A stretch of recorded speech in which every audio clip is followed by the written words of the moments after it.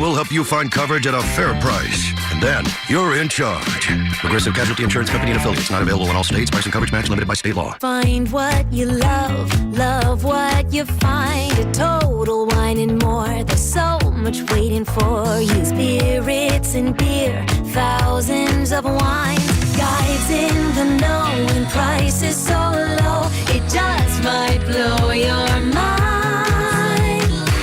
You're gonna find what you love and love what you find. With curbside pickup and delivery available, you'll always find what you love, only at Total Wine & More. Drink responsibly, B21. WPEN and WPEN HD1 Burlington, Philadelphia. A Beasley Media Group station live from the Comcast Business Studios. 97.5, The Fanatic. John Kincade, Andrew Salciunas. This is Kincade and Salciunas. 97.5 The Fanatic and 97.5thefanatic.com. John, you want good news or bad news? I always want the bad news first. Oh, well, you still have to wait 11 days, but the good news is at least it's Wednesday. 11 days until Super Bowl 59 when the Eagles take on the Kansas City Chiefs. You know we'll be talking about it all day today. We got a busy show with a lot of great guests. But before we get to them, what's the best version of Jalen Hurts? We'll discuss that next, right here. Kincade Salciunas, 97.5 The Fanatic. This is Kincade and Salciunas. NFC champions for the second time in 3 years, led by Nick Sirianni. This season is one that we will forever remember. They did it again, and the dream of New Orleans is on, and your Birds are NFC champions. Kincade and Salciunas. John Kincade, Andrew Salciunas. 97.5 The Fanatic and 97.5thefanatic.com. And a good Wednesday morning, Philadelphia. I'm Andrew Salciunas alongside my man, John Kincade. Johnny, good morning. How are we today? Made me feel good there. Yeah, Made me feel good. We're counting down the days. 11's still a lot. A week from today, we will be on Radio Row. That is true. I like that. We will be good. You'll probably have some very stiff black coffee. Yes, I will. And then some very stiff drinks after the show. That sounds good, too. So it's going to be a big... See, I know why you're in a good mood. You're off on Friday. So this week's going to fly by for you. It's going to fly. You got one more day after today. You know what? Oh, you're not somebody I can talk to about this 11 days. You got a 3-day weekend coming up. You can. It's going to be and I think I'm going to hit the golf show up, too. Yeah, go for it. See, you got a lot of fun in store. You inspired me yesterday. I got nothing. All right, let's get into this conversation today because obviously Jalen Hurts has been a big talking point here in Philadelphia ever since he's been drafted. And, of course, this year specifically with the national media because the team kept on winning, but they weren't winning the way that maybe some people wanted them to, which I understand to a point, but if they keep on winning, why are we having the conversation? As long as you keep on winning, that's all that matters. Jalen Hurts has told you that a million times. Nick Sirianni has told you that a million times. A lot of the players have told you that a million times. Really, the only time we heard a peep about the passing offense here from a player was A.J. Brown, but it's not that he was necessarily, I think, unhappy about not getting the ball. It's just when the time came, if you remember that Panthers game, he was open like 3 or 4 times, and the ball didn't go his way. Correct. And he was upset by it. And we actually agreed with the comment. It was the Brandon Graham later that day, Monday, comment that made it a little bit worse. Just a little?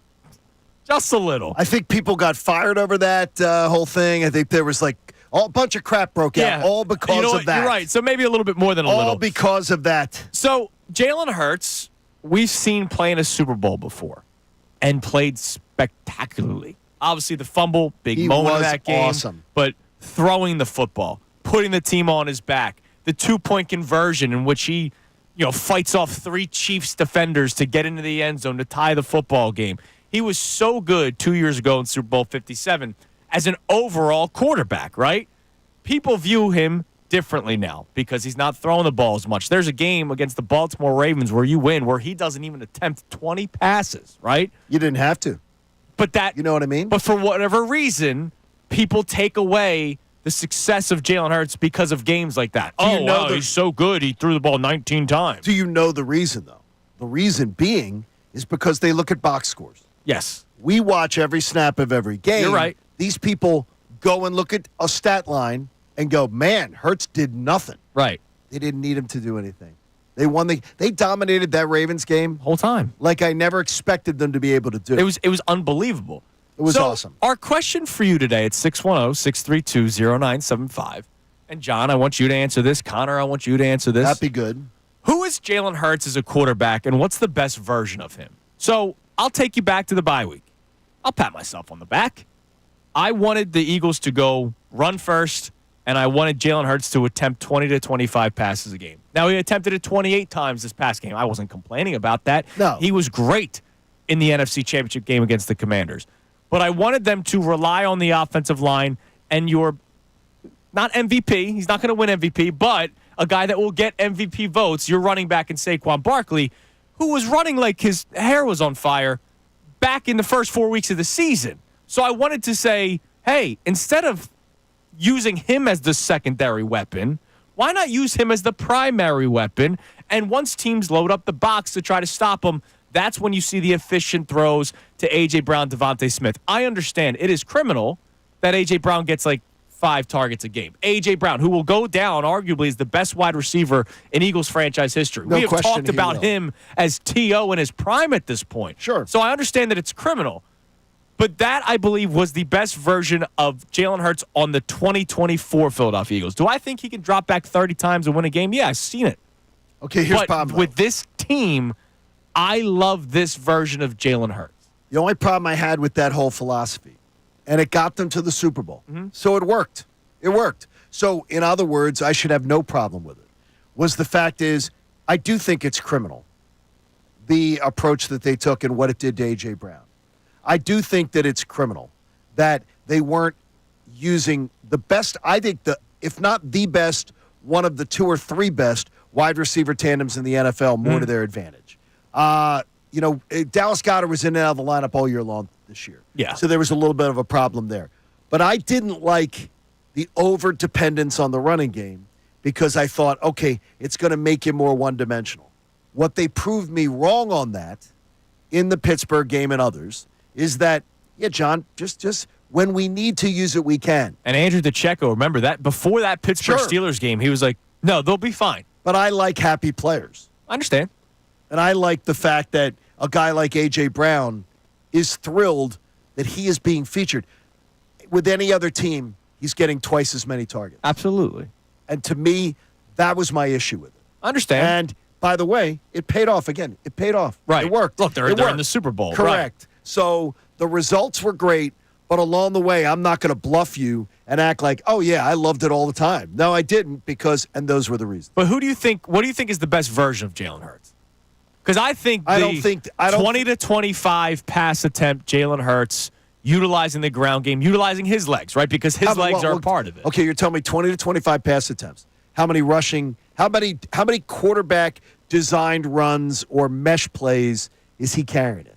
Well, where the design, like the draws and stuff? Yeah, like how many? 3 to 5, but then the 3 to 5 RPO's another 5, Okay. right? Where he holds on to the ball. All right, I got no problem with your plan then. So the ball's in Because his I've been hand proven- right. 30 to 35 times. Okay, I have no Where problem. he is the either throwing the football or he's the guy running the football. Got no issue with you then. I just don't want him dropping back 45 times. Like, I don't. I don't think that's his game, and I don't understand why that is a slight for some Jalen Hurts supporters. I also don't understand why there are some people in the national media that go, no, to be considered a good quarterback, you have to be doing that. And Jaden Daniels threw the ball about 45 times in this past game, right? What's he doing this week? Well, what we saw, though, is remember you pass more when you're trailing. But what I would also say is this offensive line, I think we've seen it in all 3 games of the postseason. Pass protection, they are distinctly less effective Yeah. than run. Their run blocking. They were better last week. Their against the run Commanders. blocking is supreme A+, as good as it gets. Their pass protection, I don't give them an A as a pass blocking offensive line. To me. Okay. I don't think they give Hurts enough time. I don't think he gets enough. And I think they have too many guys that have been running free and too many guys that have had opportunities to break through. So, to me, they're an A-plus run-blocking offensive line, and they're like a B to B-plus Okay. passing offense. Now, the Pass reason block. why I have this question today, and Connor, I want your answer on this coming up. Jalen Hurts obviously speaks after the game on Sunday when they win the NFC Championship game. And I'm not playing this clip to try to create some sort of Sirianni Hurts conversation. I'm playing this clip strictly based off of maybe the message itself. Here was Jalen Hurts after the game on Sunday, and this was the straitjacket comment that he made. To get all that praise from Coach post-game on the stage, what's it like playing for Coach Sirianni? Well, he's done a great job. He's done a great job. Yes, he let me on my straitjacket a little bit today. So the straitjacket comment, you can make whatever What do you think want. of it? What I think about it is I threw the ball more today. Like, Okay. that's what I think of it. You don't believe that he is saying that the coaching staff has put me in a box that has put me into critical where people are criticizing me about No, it. because of the message that he's been giving week in and week out. Numbers don't matter to me, winning does. And I believe Jalen Hurts wholeheartedly when he says that. I believe both things can be true. Okay. Like he can want to do more in the passing game. Right. But he also knows I'll do whatever it takes to win, and I believe him 100%. So I guess another question is, do you want him out of the straitjacket, right? This fake straitjacket. Can I say yes? You can. can. Can I say yes with a big Y? You can. Can I say the version I saw on Sunday is the one I want? And yes. That's fair. That's the one I want. All right, so You're not beating the Chiefs without that version. What's the best version of Jalen Hurts for this football team? Connor will give his answer coming up next. We'd love for you to chime in on the text line, 610-632-0975. Speaking of the straitjacket comment, Nick Sirianni was asked about that yesterday during his press conference. Here's Sirianni's reaction to it. It is Kincade and Salciunas. Coming up next, we'll also tell you about all the guests. We have a lot going on today. We'll tell you about it next. It's Kincade and Salciunas, 97.5 The Fanatic. Join 97.5 The Fanatic and Philly Sports Trips tomorrow. At Chickies and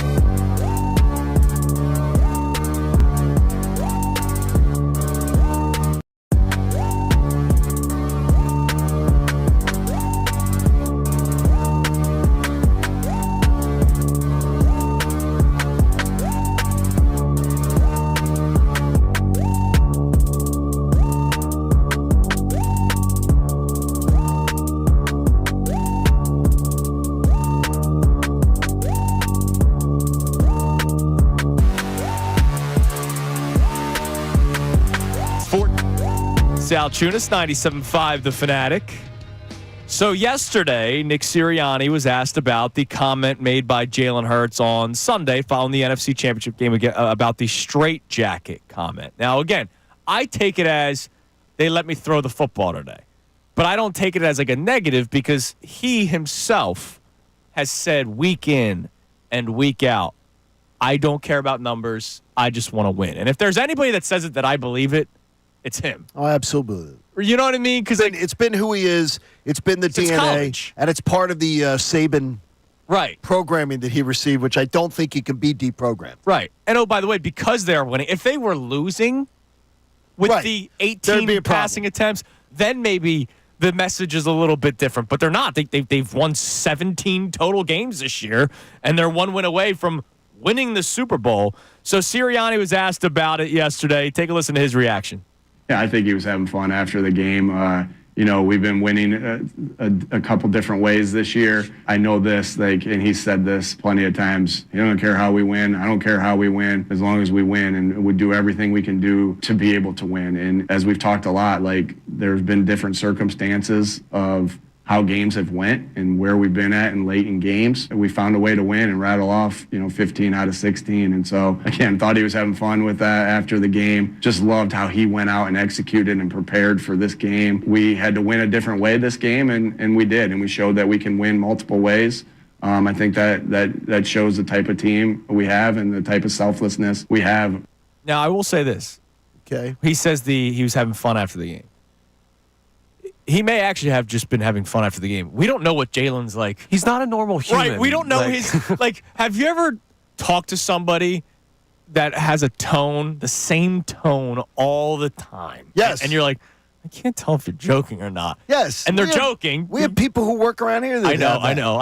There's this very specific person. There are people who have tone, and it's just how they speak. Right. And in the beginning, you go, oh, well, I'm up and animated, and then I'm down, and I'm up and animated, and I'm down. Some people are not. Right. And it's just, but you got to get used to it. Right. And so when Jalen was just joking around, we don't know because he doesn't have a tone. It's the same tone. It's the robotic tone. So, Connor, I'll ask you, what is the best version of Jalen Hurts? Not what do you want out of a quarterback? Because you have been open and honest about that. A guy that throws, you would rather a guy that dropped back 30, 35 times and was throwing the ball, going downfield, because you think that's how you win in this NFL.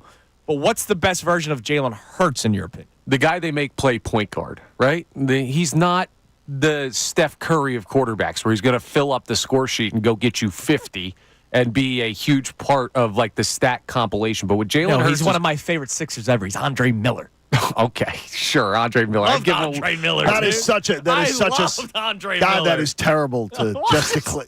That is awful. Jalen, I'm pissed for you. Come on, man. Okay, I'm pissed for you, Jalen. My point is, he is a guy that does so well at being whatever the team needs in the moment. Right? He can distribute the ball, absolutely. He does what the team needs to initiate the offense. He can put up big numbers if he needs to, but his most important thing is he is the guy that is tasked with being kind of the chameleon of the Philadelphia Eagles offense. You need him to run, he runs. You need him to throw, he throws. You need him to be conservative, not turn the ball over, he can do that. You need him to take shots, he can do that. So it actually is really, really important with the play style of Jalen Hurts to also have a good mold with the offensive coordinator and the head coach and whoever's calling those offensive plays, because you have to be able to trust the person in charge of telling Jalen Hurts what to do, that they're doing the right thing. But that's the best version of Jalen Hurts, the chameleon. Andre Miller, 17-7 his first year at the Sixers. Come on, man. Can we all agree that you are not beating the Chiefs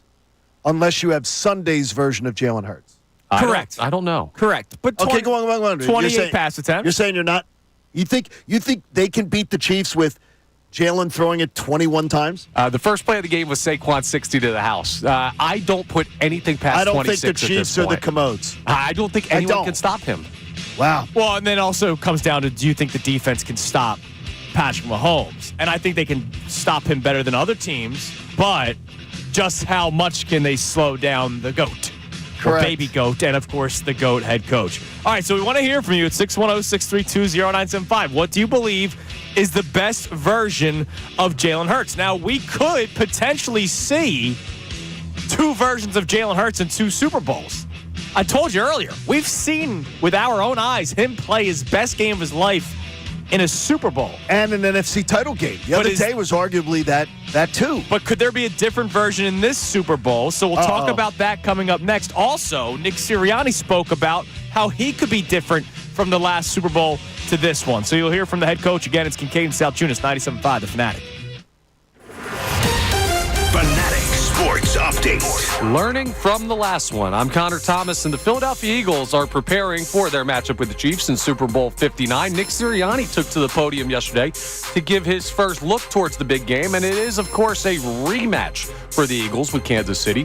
Sirianni talked about what the team can learn from the last time these two teams faced off in the big game. We have notes that we're going through and that we've been going through, a couple tweaks here and there, and a couple things that will stay the same. But of course, anytime you go through any situation like that, you take notes like that. We'll keep you updated on the Birds' preparation for the February 9th matchup down in New Orleans. The Sixers took down the Lakers 118-104 last night. Tyrese Maxey had 43. Sixers have now won 3 straight. They'll play the Kings tonight at 7:30. You can hear that game live here on The Fanatic. Flyers play the Devils tonight at 7. That game on WMMR.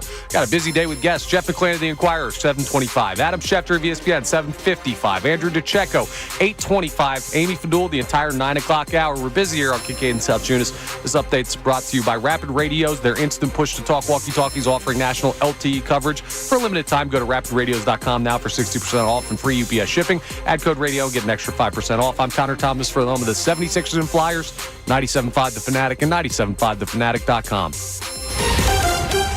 Vacation? Business trip? Don't worry. You can still...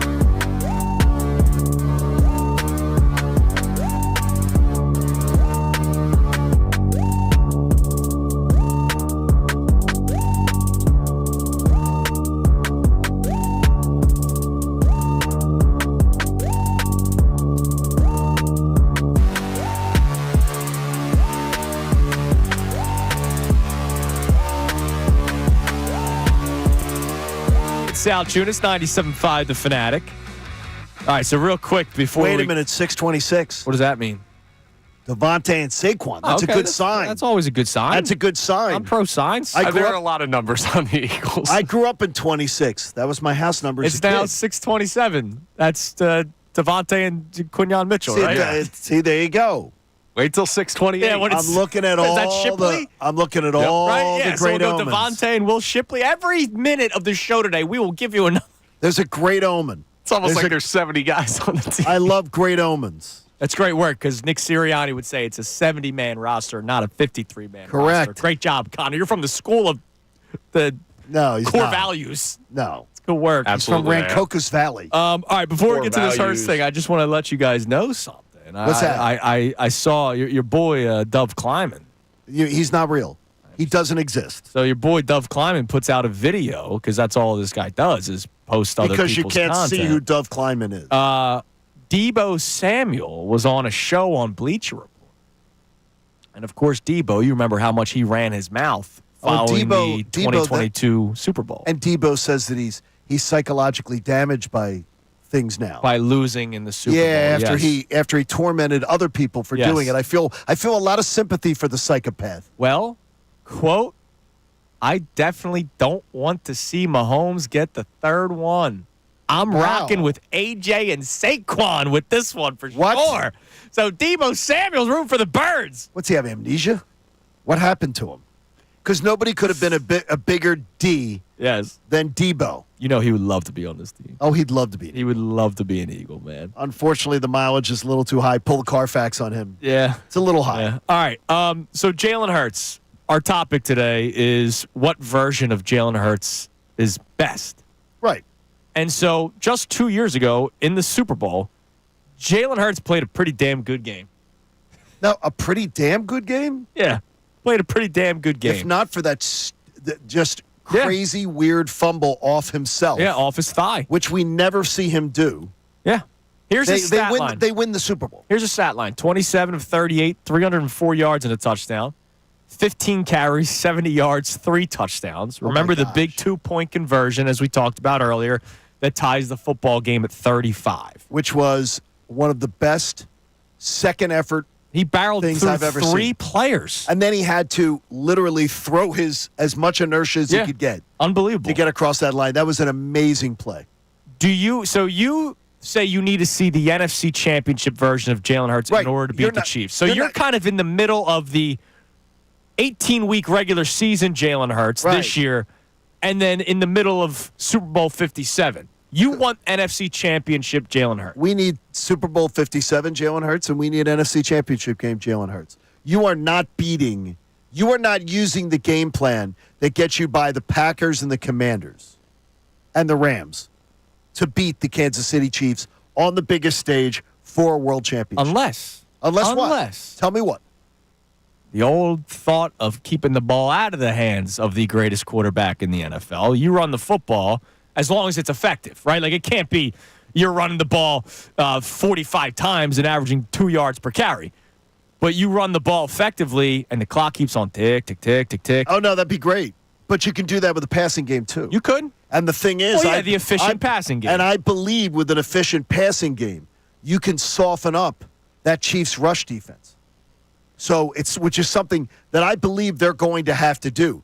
Because if the Chiefs set out to say, we don't want to, we're gonna stack the box and we're not gonna let Saquon get places, I believe they will have success doing that. Okay, so clarify to me how this is any different than someone saying the Eagles can win this way to the Super Bowl but not win the Super Bowl, because the way they've been playing is different than what we saw in the NFC Championship game, and they had success doing it differently. Well, it's the main thing is it's the Chiefs.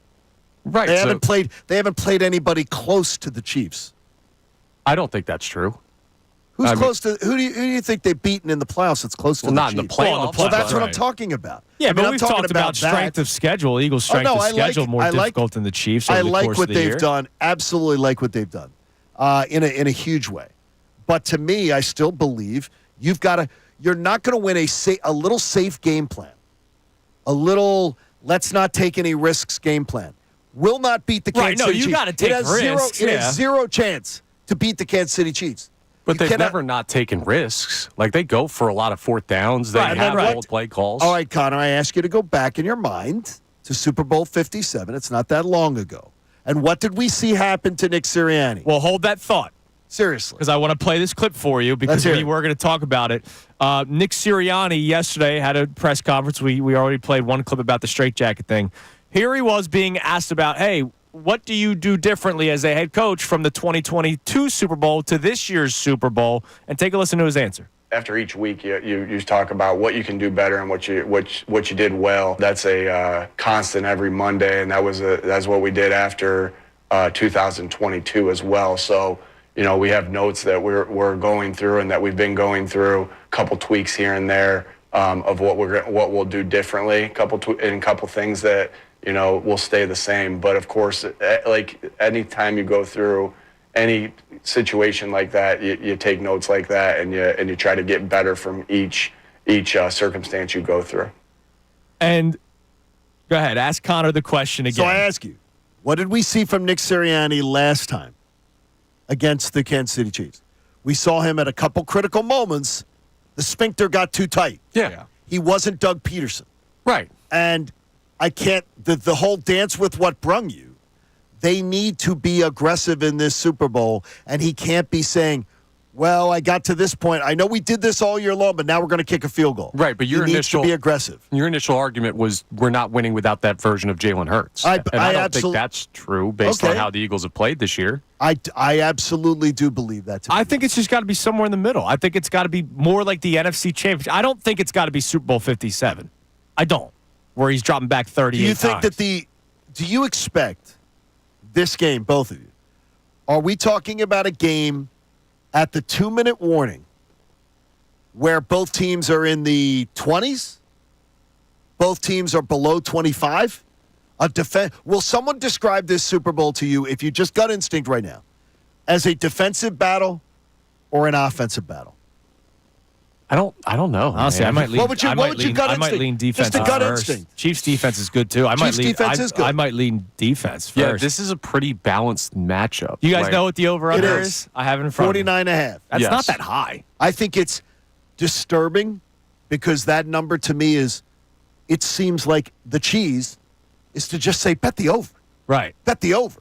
That's not high. It's telling me that defense is going to be at an extreme premium. Especially the last time these two teams played, they scored 68 points. Correct. You know what I mean? Like, that was a high-scoring game the last time these two teams played. And if you think about it. Sorry, 73 points. And if you think Math's not good today. If you think about it, your math is terrible, by I the had way. a bad one before the He show. said 7 times 5 is 45, and I'm like, man. Rough morning for me today, I hope boys. Christy balances the checkbook. But the one thing I would say, too, is that there's, with this matchup compared to the last time, think about the track last time. What does every Eagles fan complain about? Yeah, field sucked. I mean, that changes. I saw a lot of good George Toma tweets yesterday. Yeah, he's retired. By the way, he's retired. Yeah, but he's a Chiefs fan, so he may have a few contacts still with the field surface people. Now, he's retired. Did they put in a new surface in New Orleans? Do we know? They did not, as far as I know. Now, that's a guy that needs to be in a straitjacket. Yeah, that guy's got to go. All right, well, we have, by the way, we have a contact with that. We have a direct contact with that. Oh, yeah? In my cell phone to the guy who would handle that. So we'll see what it is. Good. Let's take care of that. All right, coming up next, we hear from you for the first time this morning at 610-632-0975. What is the best version of Jalen Hurts on this team? All right? We're not trying to compare him to other eras. With this team that you have, what is the best version of Jalen Hurts? And does he have to play differently in this Super Bowl against the Kansas City Chiefs? The game in which just 2 years ago, he did throw for over 300 yards in an incredible performance. What's the best version of Jalen Hurts with this Eagles team? Love to hear from you. 610-632-0975. It is Kincade and Salciunas here on 97.5 The Fanatic. Andrew DeCecco. You see the maturation of a head coach, but also his willingness to be receptive to his players.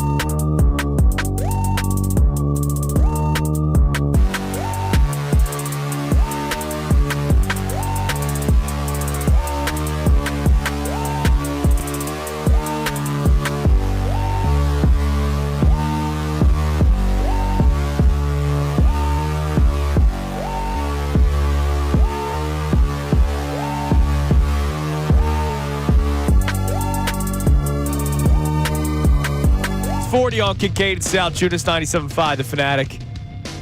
Johnny, make sure we always check out emoyer.com, right? I love emoyer.com. Whoops. I do too.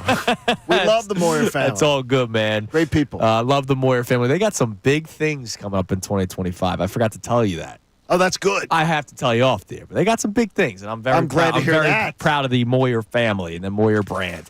All right, let's get to the phones and the text messages at 610-632-0975. Our question today: what is the best version of Jalen Hurts for this football team? We've seen games where he threw the ball 18 times. We've seen games this year, way back, first 4 weeks, where he threw the ball over 30 times. That is correct. We saw the Pittsburgh game. We saw the first 2 playoff games where he was not throwing the football much. And then we saw this past game where he threw the ball and was great. Yeah. So what is the best version of Jalen Hurts for this team? We'll go to the phones and texts in a second. We're going to ask this question for a lot of people. Jeff McClain is going to be joining us coming up at 7:25. He normally joins us on Tuesdays. He had to do today. Amy Fadul normally joins us on Tuesdays. She's coming on today for the entire 9 o'clock hour. And then in the middle of that, Adam Schefter joins us at 7:55 and Andrew DeCecco at 8:25. Okay, that's wild. The one thing I would say is just as we begin this conversation, we check the text and everything. We talk about the best version of Jalen Hurts. What are his best 2 games? What are the best 2 games of his career? I will tell you it's the Super Bowl and the NFC Championship game you witnessed on Sunday. And I'd tell you he's 1-1. No, he's not one. He fumbled a ball. It wasn't something that he fumbled away a ball. I got you. That's why they lost that game. They win that game otherwise. Yeah. He gave them 7 points that Patrick Mahomes didn't give us. Right. I'm not debating the performance, but I'm saying it's not a guarantee of win. Like if they had won both those games by 20, and you say when Jalen Hurts does this, they blow people out. The Chiefs don't lose by 20. The Chiefs don't lose by 20. Chiefs Big can games lose by don't 20. lose by 20. We'll see. I'm telling you right now, the best 2 games we've talked about, that's what we've seen. Okay. We've seen the dynamic passing attack. Maybe best 2 games statistically. I don't know, like efficiency, all those numbers. I don't know, but we won't go down that road.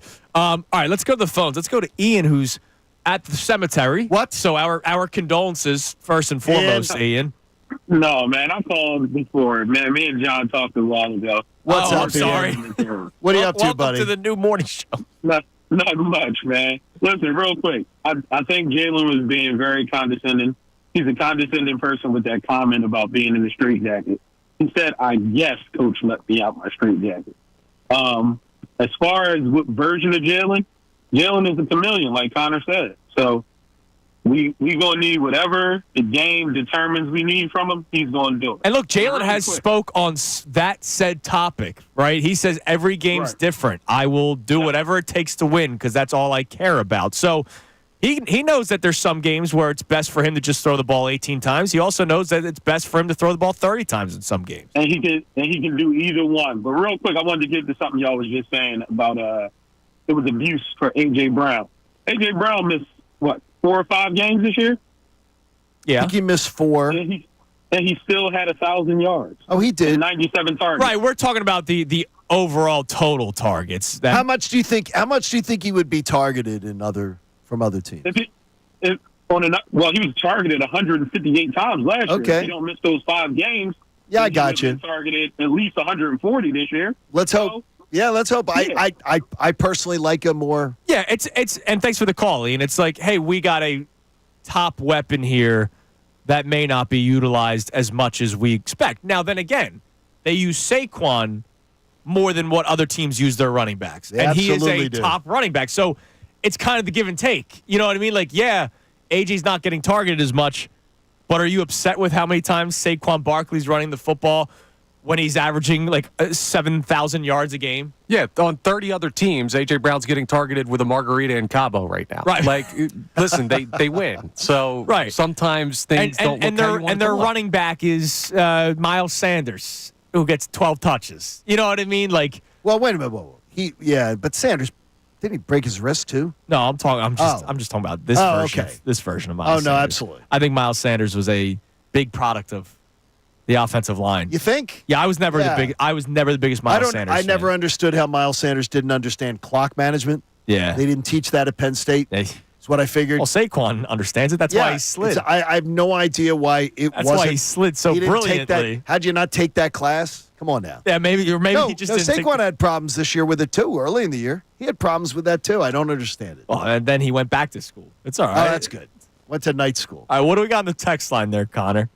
All right, we have a lot of people checking in on both the topics we started with. We'll start with Colby from Central PA on what Hurts is or what the best version. Hurts is an unselfish QB. That's the best version. And because we know he's a winner, I don't need him to be labeled, i.e. pocket passer, mobile or immobile QB, game manager.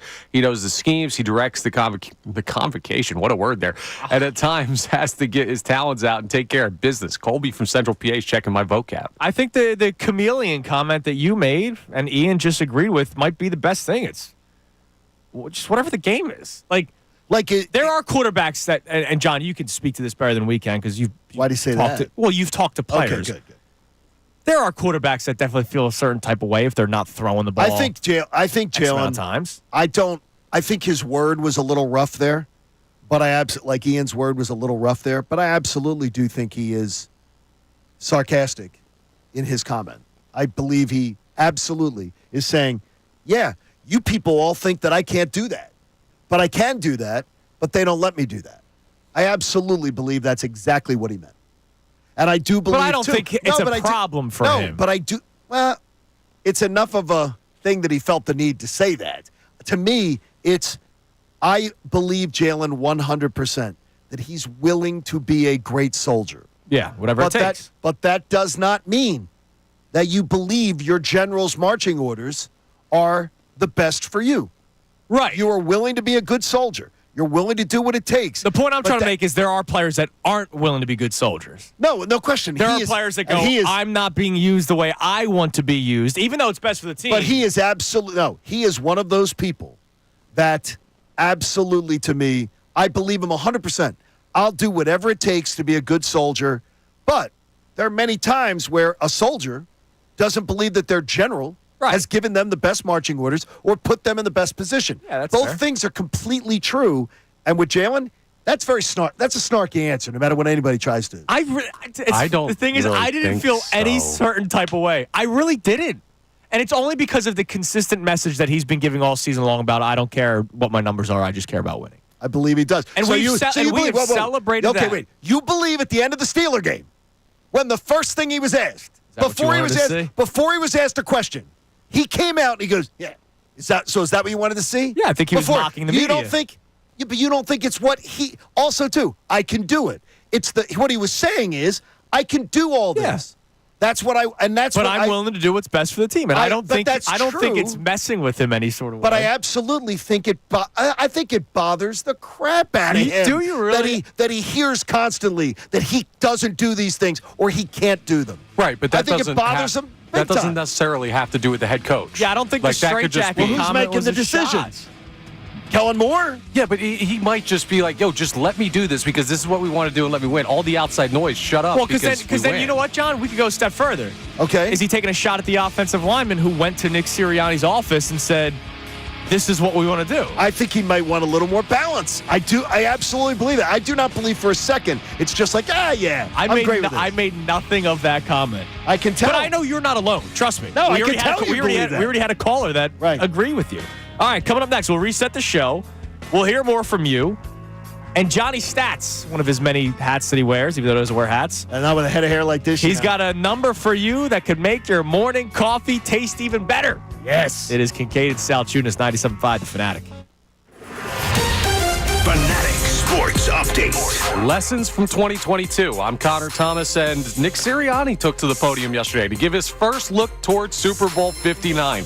It, of course, is a rematch for the Eagles with the Kansas City Chiefs, and they faced off back in 2022 in Super Bowl 57. So Sirianni talked about what the team can learn from the last time these two teams faced off. We have notes that we're going through and that we've been going through, a couple tweaks here and there, and a couple things that will stay the same. But, of course, anytime you go through any any situation like that, you take notes like that. Or rather, the last time these two teams faced off in the Super Bowl, knowing that they faced off in the regular season last year. We'll keep you updated on the Birds' preparation for the February 9th matchup down in New Orleans. Sixers took down the Lakers 118-104 last night. Tyrese Maxey had 43. Sixers have won 3 straight. They'll play the Kings tonight at 7:30. You can hear that game live here on The Fanatic. Flyers play the Devils tonight at 7. That game on WMMR. A lot of guests on the show today. Jeff McClain of The Inquirer at 7:25. Adam Schefter of ESPN at 7:55. Andrew DeCecco of Inside the Birds at 8:25. And Amy Fadul 9 o'clock hour. This update's brought to you by Primo's Hoagies. Make the big game Primo with a catering tray from Primo Hoagies. Plan ahead and place your orders online or on the new Primo Hoagies app. It's not just a hoagie, it's a Primo. I'm Connor Thomas for the home of the 76ers and Flyers, 97.5 The Fanatic and 97.5thefanatic.com. Not only can you listen to The Fanatic, but you can also watch on 97.5 The Fanatic's YouTube channel.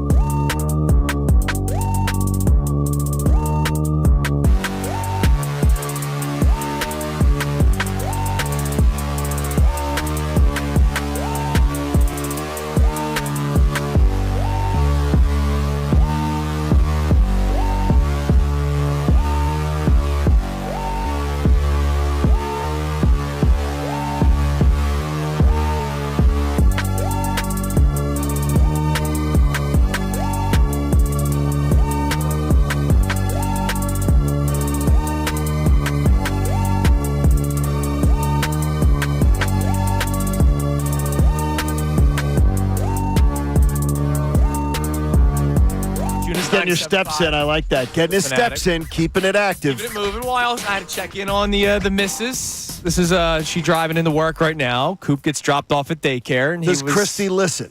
Well, I will tell you, and not that I will. Because she's extremely bright, so I wonder if she listens. I'm trying to do a little demographic study of our listenership. I will not give out the name of the daycare because I don't know why people ever do that on public platforms like this. But okay. I believe it's being listened to right now inside the daycare because Cooper was sad this morning and wanted to hear Daddy's voice. Oh, Coop. So what up, Coop?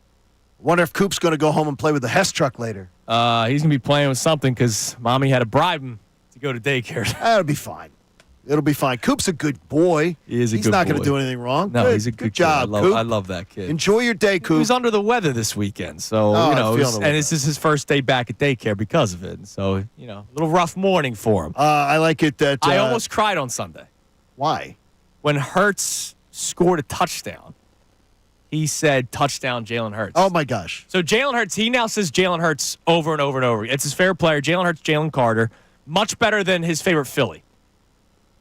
Much better than not Brandon. DJ Triple No, A. he's a Brandon Marsh fan. Oh well, no, Smart Brandon Marsh kid. is a great kid, though. He's a great guy. That's awesome. But yes, I got. I would like him to, like a better baseball player. Top 6 But center fielder in baseball. Stop! right now. Get the hell out of here. When Jalen Hurts scored a touchdown, Kevin Burkhardt, touchdown Hurts. He says, "Oh, touchdown Jalen Hurts." I almost started bawling my eyes out. Keep the main thing the main See, I thing. think Damn right. That is absolutely fantastic. My little 2-year-old man, he's I all think fired up. I think that's great. All right, Cannot wait. enough of me. More about you. All right, here's what we're talking about today at 610-632-0975. What is the best version of, speaking of Jalen Hurts, best version of Jalen Hurts on this football team? We have seen him play many different ways this year. It's gotten to the point where it's obviously been one of the biggest talking points throughout the national media about whether or not they can win this way or whether or not Jalen Hurts is doing enough with this team. At one point, Chase Daniel, who we always seem to point to because he's an idiot, said that Jalen Hurts holds back his team and holds back some of the players on his offense. Imagine saying that about a team. He didn't say this at the 2-2 start. No. He said this when they were like 11-2. Think about how crazy that is. He said that Jalen Hurts is holding back his team when they had been on a 7, 8, 9 game winning streak. That's insane. You can't hold back from victory. The only thing you can hold back from is margin of victory. And more importantly, the whole protecting the football thing is something that I trust Jalen Hurts in the past. Absolutely. I trust him in the passing game for the passing game to be more robust, that he's not going to turn the ball over. Yeah. I think he makes excellent decisions with the football. I feel good about Jalen with that. I absolutely do too, and that should be celebrated. And for some reason, it's talked down upon from a lot of people in the national media. You're listening to 97.5 The Fanatic, WPEN, WPEN HD1, Burlington, Philadelphia, Beasley Media Group station, broadcasting live from the Comcast Business Studio, powering possibilities. By the way, because it is still the 6 o'clock hour for another 50 seconds, Why Snack Wednesday. Oh. And so I imagine our winners from this past week were able to enjoy some nice Y snacks during the NFC title game. So hopefully, because it's 2 weeks until the big one, we can give out multiple Y snacks boxes. If you win this week, you have to save it for the big game.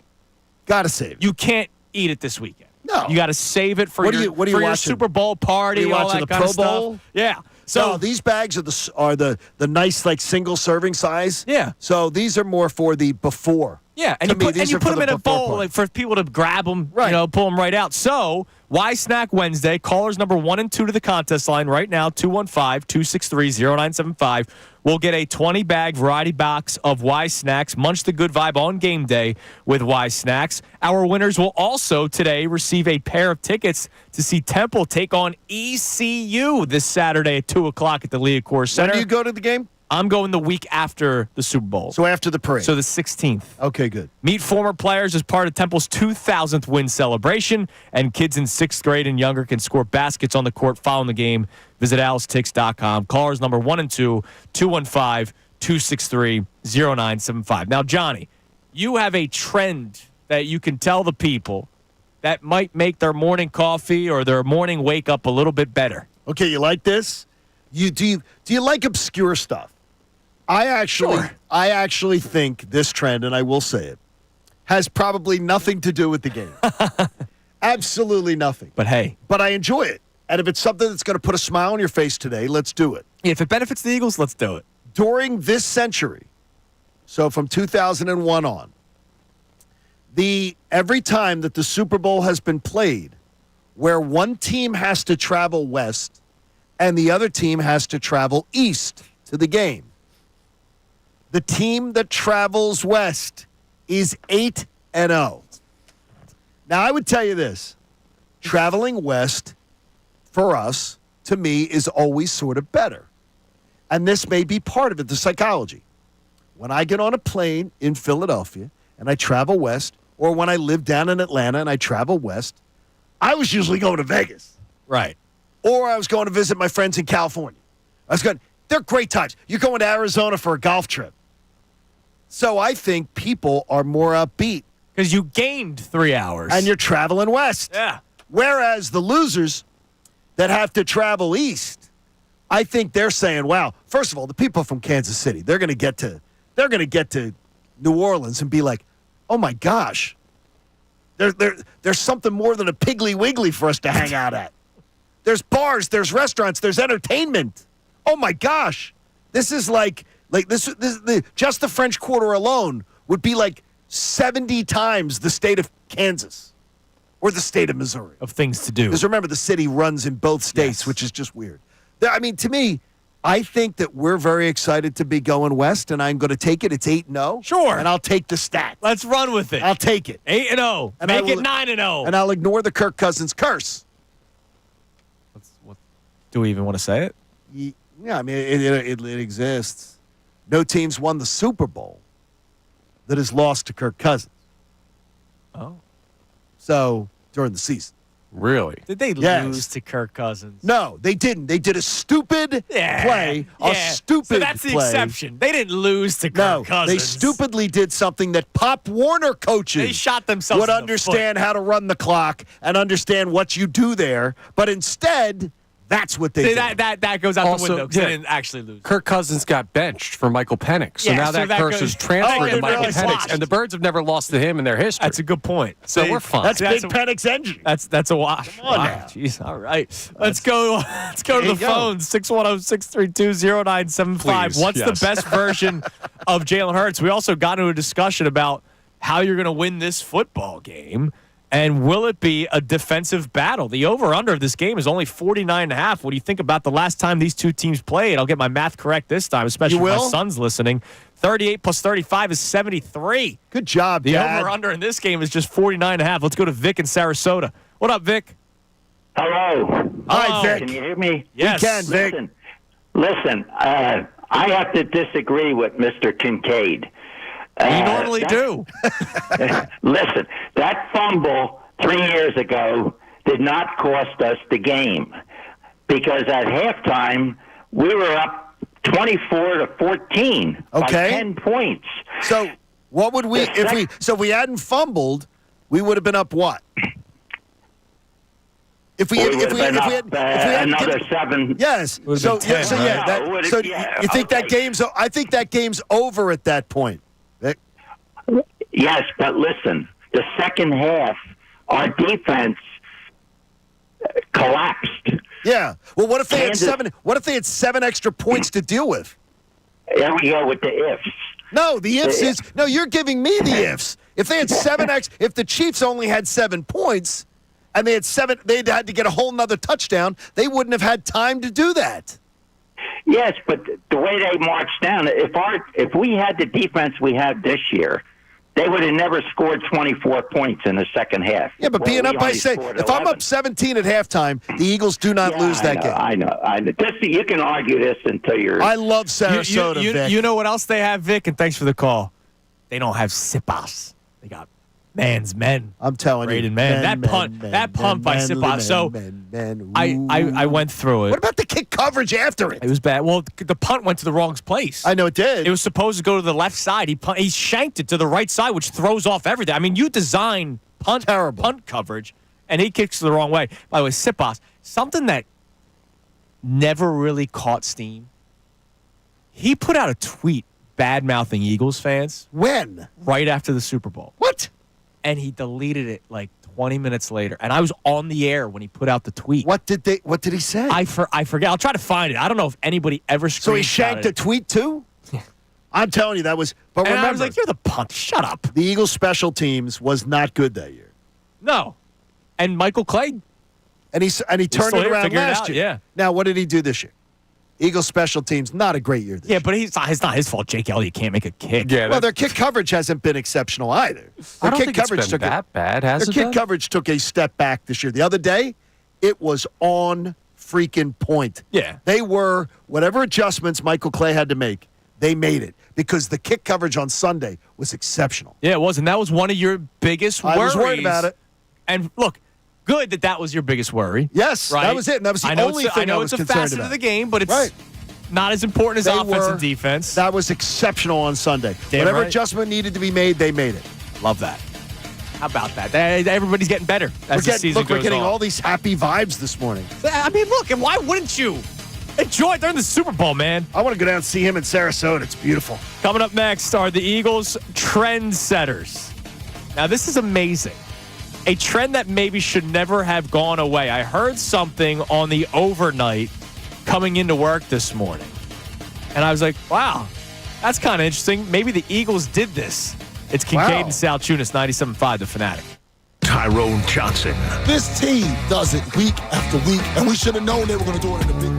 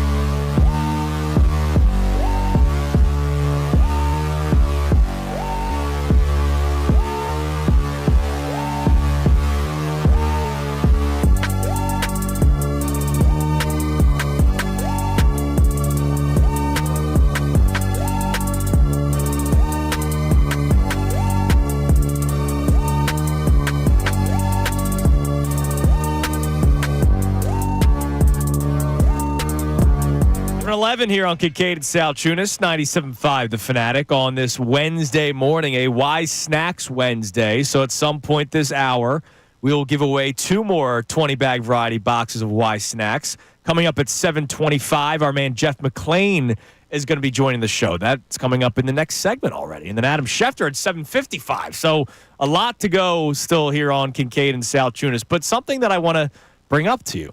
So I'm driving in and listening to our ESPN overnight. Always good to get some nuggets, especially when they're getting ready for the Super Bowl. So there's always a lot of Eagles content. Sure. But the Dallas Cowboys, we joke around about how they're not America's team. Let's face it. Dallas Cowboys, regardless of the year, will get play. They will talk about the Dallas Cowboys. Do you think that's going to start to go away? No. You don't? Why hasn't it? It's been 30 years since relevancy. I don't. You know what I mean? I honestly don't understand how it still has held up. When you are, right now they're 15 years off. They have a 15-year gap on everybody else. Yeah. For the NFC But title. it doesn't matter. It doesn't make any sense. They'll be on Fox Game of the Week. Sure. 12 times next year. Yep. And the other 6 they're not. They're on Sunday Night Football or you name it, Thanksgiving. So they're talking about, the new hire of Sure. Brian Schottenheimer, who's now their new head coach. And I found it fascinating when I'm driving in. There's, I think it was Jeff Saturday. They asked, what's one of the biggest things they need to do this offseason? Now, I get it. Jeff Saturday, offensive lineman, so absolutely, he's speaking with the mind of an offensive horrible lineman. high school football coach. Yes. I told you that. Terrible. He talked about how the Cowboys, the first thing they need to do, is address and fix the ground game. Now, if you listen to Jerry Jones's press conference the other day, he said he wants to model their team like the Eagles. Oh, boy.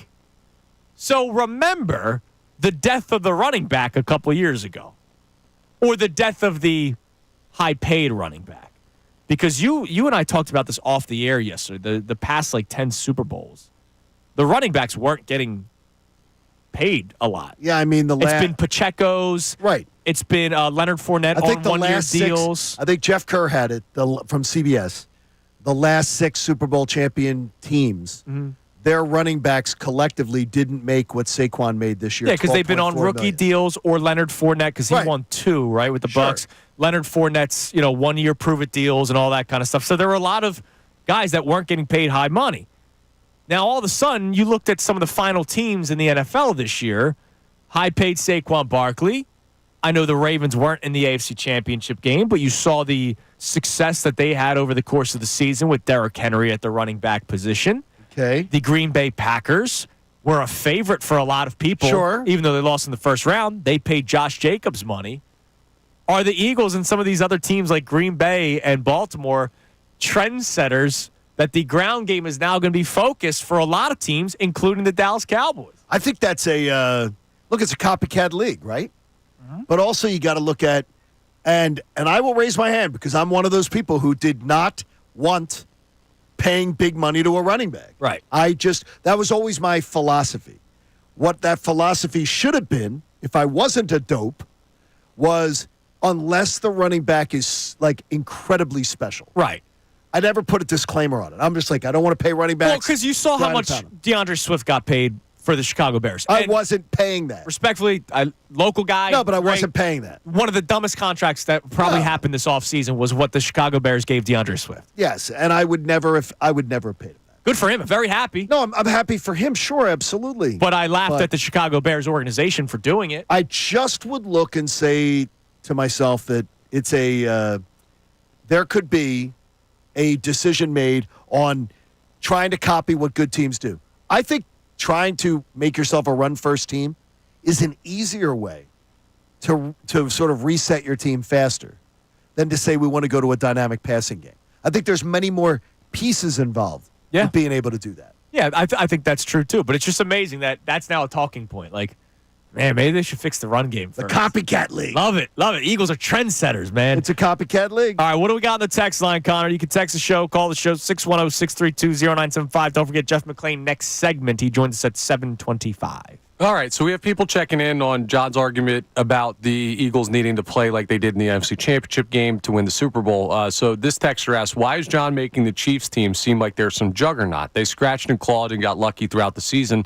Everyone's luck eventually runs out, and theirs will run out on February 9th. Did Go we get Birds. lucky? We scratched and clawed our way to victories over the Cleveland Browns, the Jacksonville Jaguars, the New Orleans Saints, 3 of the worst teams in the NFL. I mean, the Chiefs. Did we get lucky? The Chiefs' first time scoring 30-plus points was in the AFC Championship game. So it wasn't more than 30. My Yes, only absolutely. thing is, and look, I'm going to say the Eagles win the Super Bowl. I think the Eagles Screw are it. winning the Super Bowl.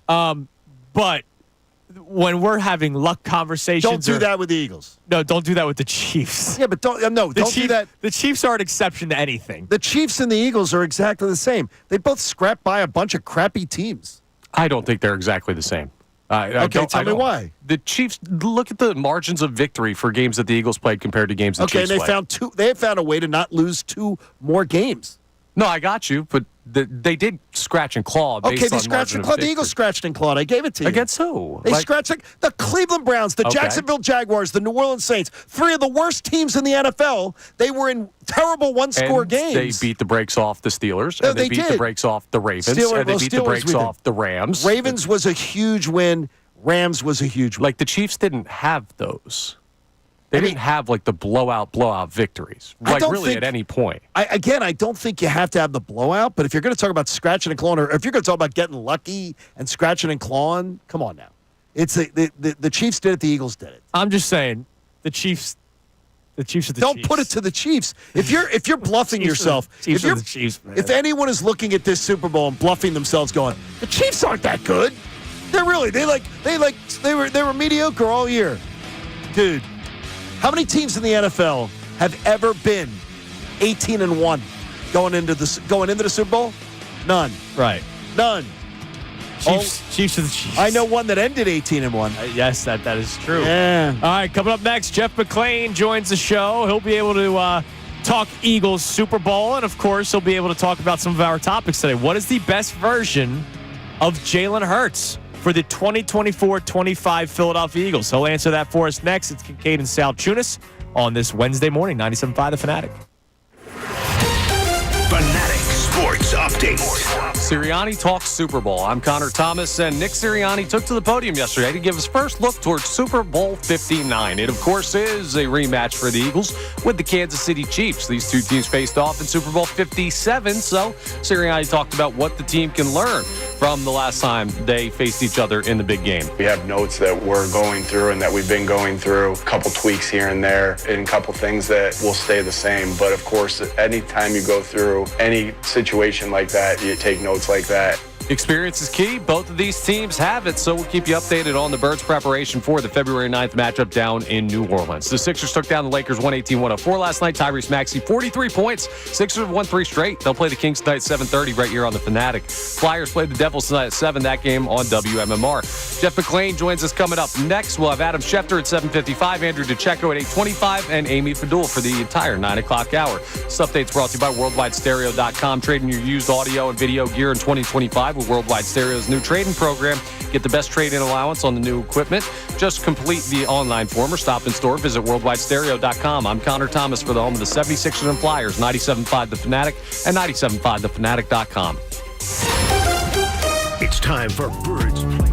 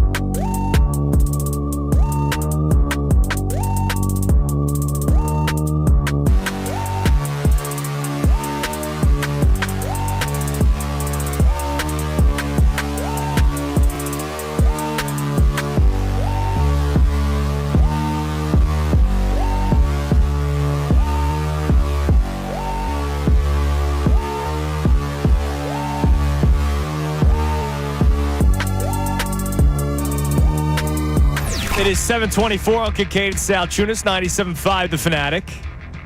And now let's head to the Comcast Business Hotline. Every day in business, a big day. Let Comcast Business help you move forward with what's next. Johnny, you got to experience the new look of the Inquirer Sports, where fans can read, watch, and listen to their favorite reporters and columnists. Go to theinquirer.com/sports. And we know that we love the Uncovering the Birds podcast. Always a good thing. From our man, Jeff McClain. Jeff, good morning. Good morning, John. Andrew, how you guys doing? We're doing good. We're getting set for the second Super Bowl for the Birds in 3 years. I know that you go and cover the Super Bowl every single year, regardless of the teams. But, I know that you don't like to make yourself the story. But it's got to be pretty cool that it's the team that you're covering second time in 3 years for the Super Bowl.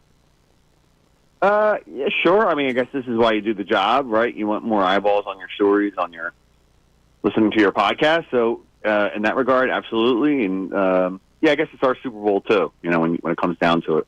I'm looking forward to it, Jeff, because in the coverage that you're going to provide, among others, the idea of comparing and contrasting the team that they're bringing to the big fight this time compared to the one that came 2 years ago. And I'm anxious to hear from you is how much better do you believe this Eagles team is suited for this stage this time? Yeah, it's a good question. I mean, it's funny that 2 years ago the Eagles were the favorites, and this year they're not. And you could arguably say that the Chiefs aren't as good as they were 2 years ago. So it's a little interesting to see how that's playing out. I think the reason why maybe is because the quarterback's not playing as well coming in as he was 2 years ago, although, Jalen clearly had one of his best games of the year in the NFC Championship. But, they're definitely better on defense. They're definitely better at defensive coordinator. On offense with Saquon, they're definitely better at that position. There hasn't really been much change elsewhere on that side of the ball, so you could say they've upgraded. I guess the punter's not as bad, and we all know how that played out at that position. Yes. The kicker's a little shaky right now, same person, but I think they're a little better than they were 2 years ago. Jeff, one of our questions today for the audience is what is the best version of Jalen Hurts for the 2024-25 Philadelphia Eagles? We've seen games this year where he threw 18 times. We saw the NFC Championship game where he threw 28 times and played well. But we've also seen him in the last time he played the Super Bowl play one of the best games of his life. So what is the best version of Jalen Hurts for this team? I think we saw it last week, kind of a hybrid of the two. He's going to have to throw the ball clearly. He's going to have to make plays with his legs. He's going to have to be smart when it's time to throw the ball away, not hold on to it and take sacks. You're going to have to kind of live with some of the times when he can't get to his second or third reads.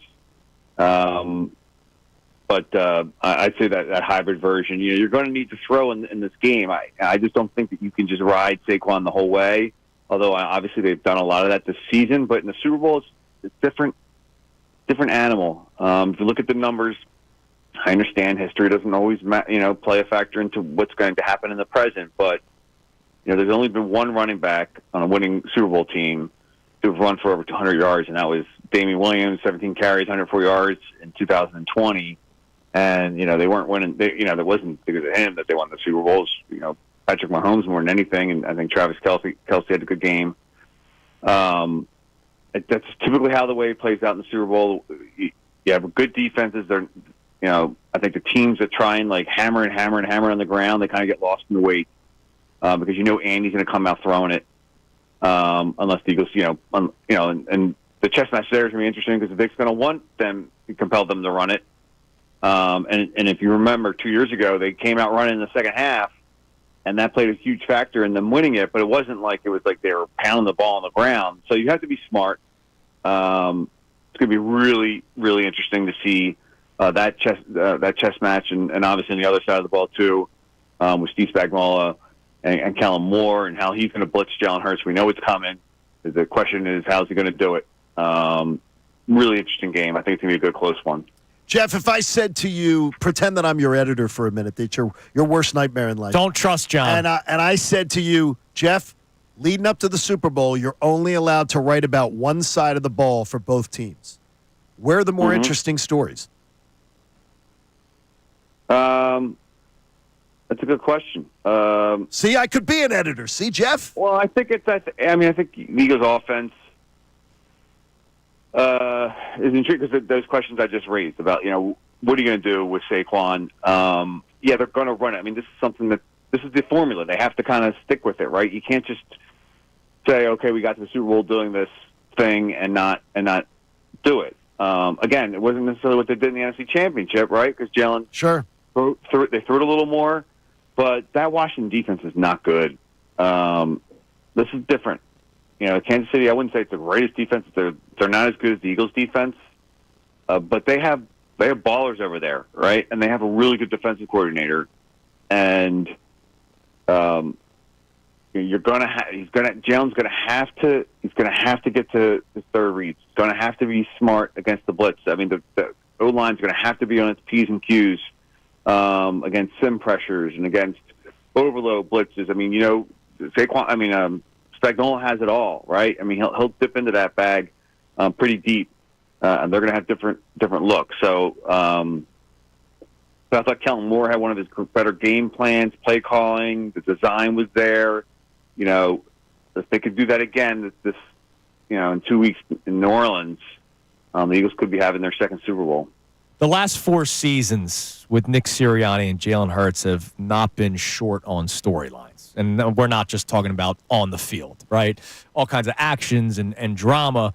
But you can't ignore the winning percentage for both of them, and you can't ignore the fact that they're in 2 Super Bowls in 3 years. What would a ring next Sunday do for their status or their legacy, Philadelphia and beyond? Because how people talk about the two of them, not always in the best light.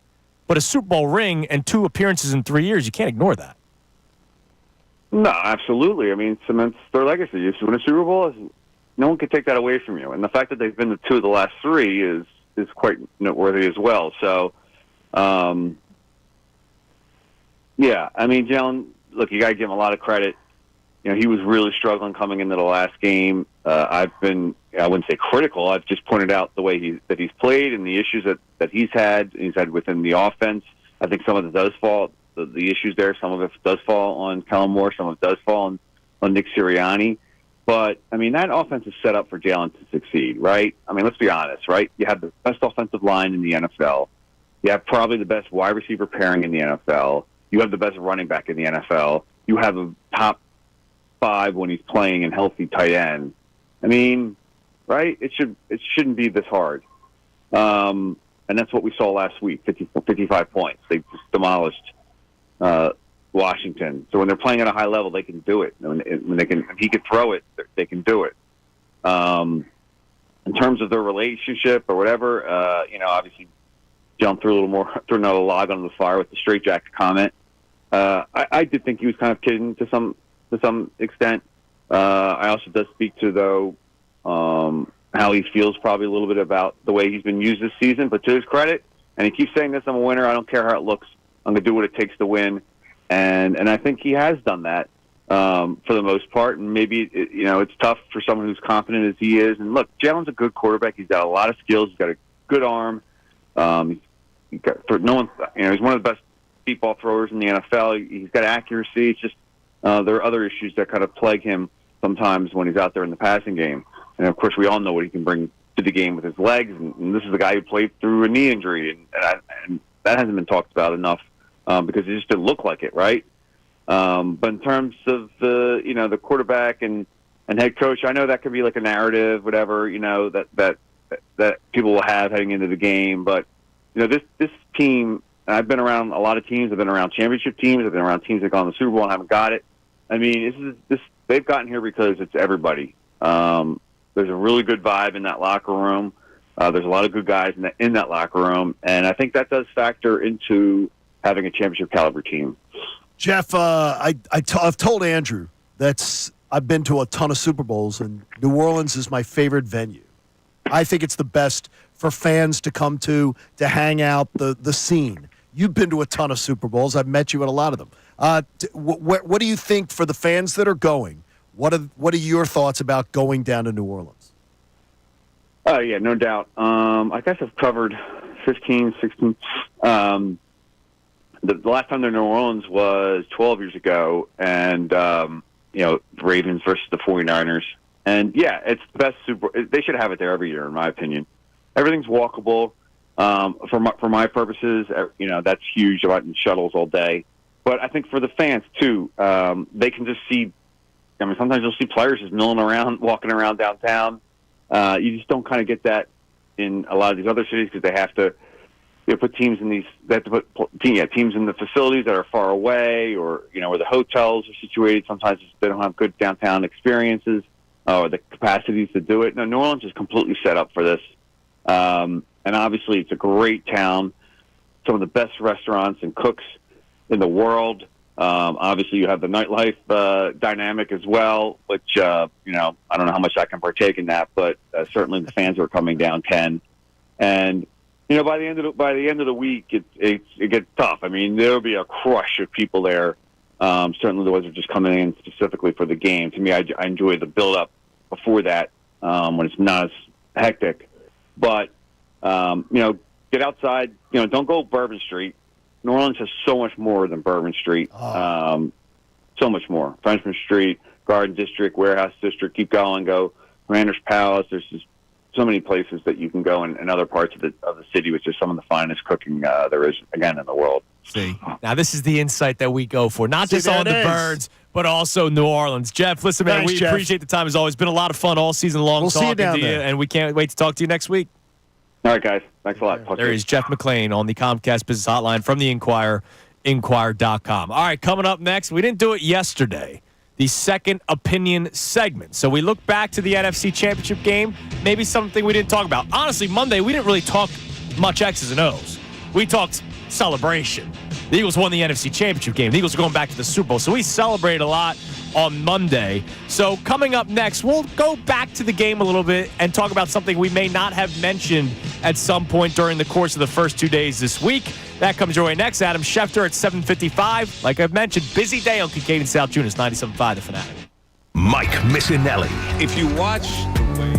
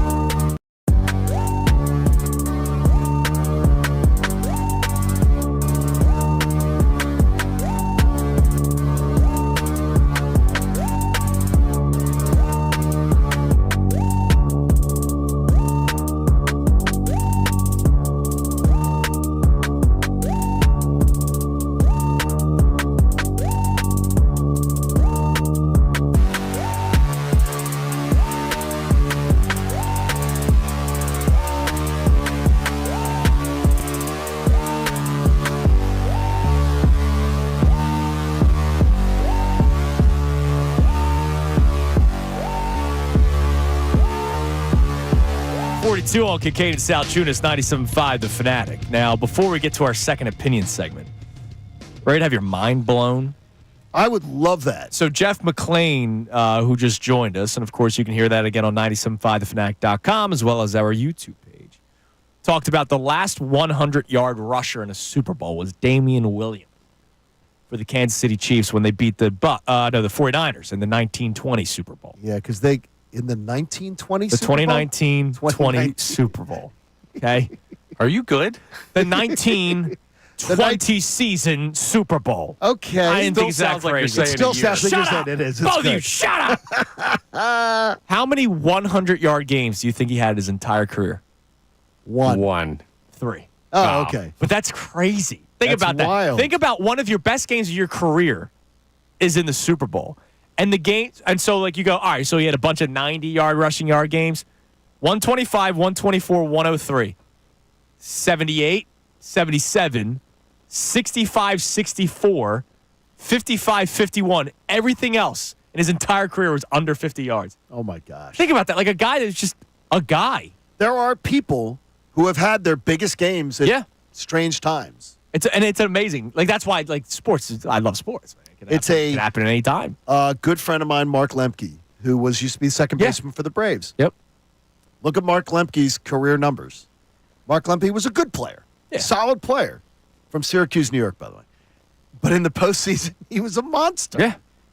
There are some people who elevate at the biggest times. It's amazing, isn't it? By the way, I think Jalen Hurts is one of those guys. He's really good during the season. Yes. But I do believe bright lights, I think he's even better. I could see that. All right. It is time now for our second opinion segment. Hit it, Connor.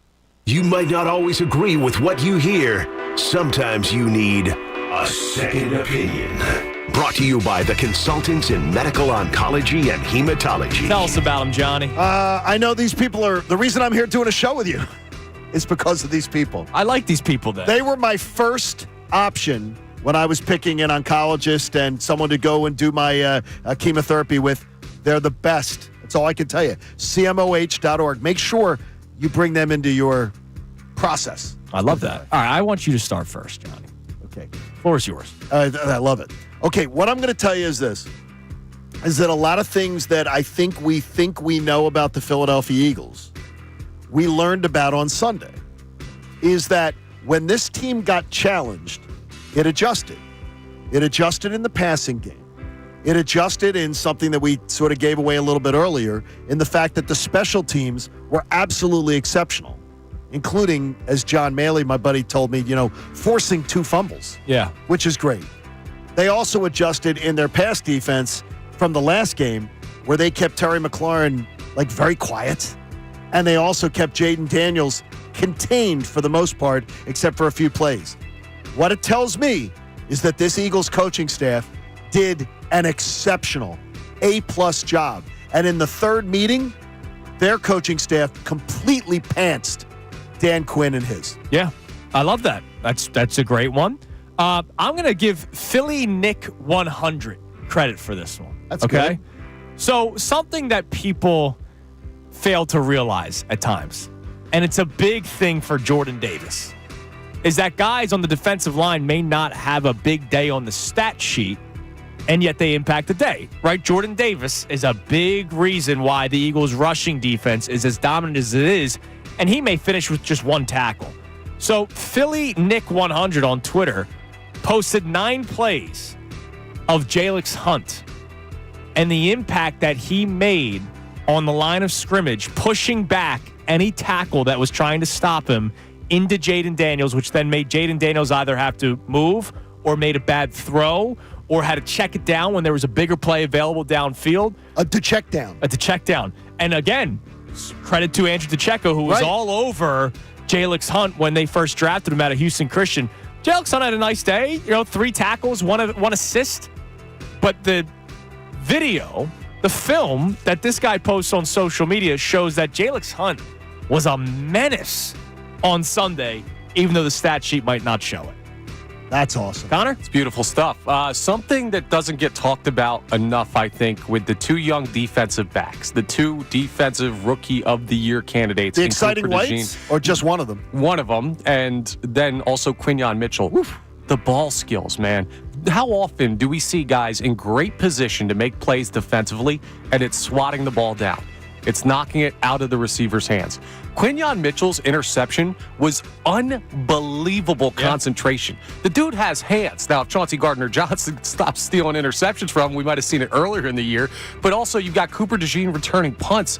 It goes without saying these guys have been great defensively, but something that takes them to the next level, and I'd love to see progress over their career, their ability to catch the ball when they get those opportunities and run with the ball. I mean, I think they're going to be next level NFL players. And I think if it's not snowing against the Rams, I think DeJean has that pick. No question. I think that the conditions were just tough.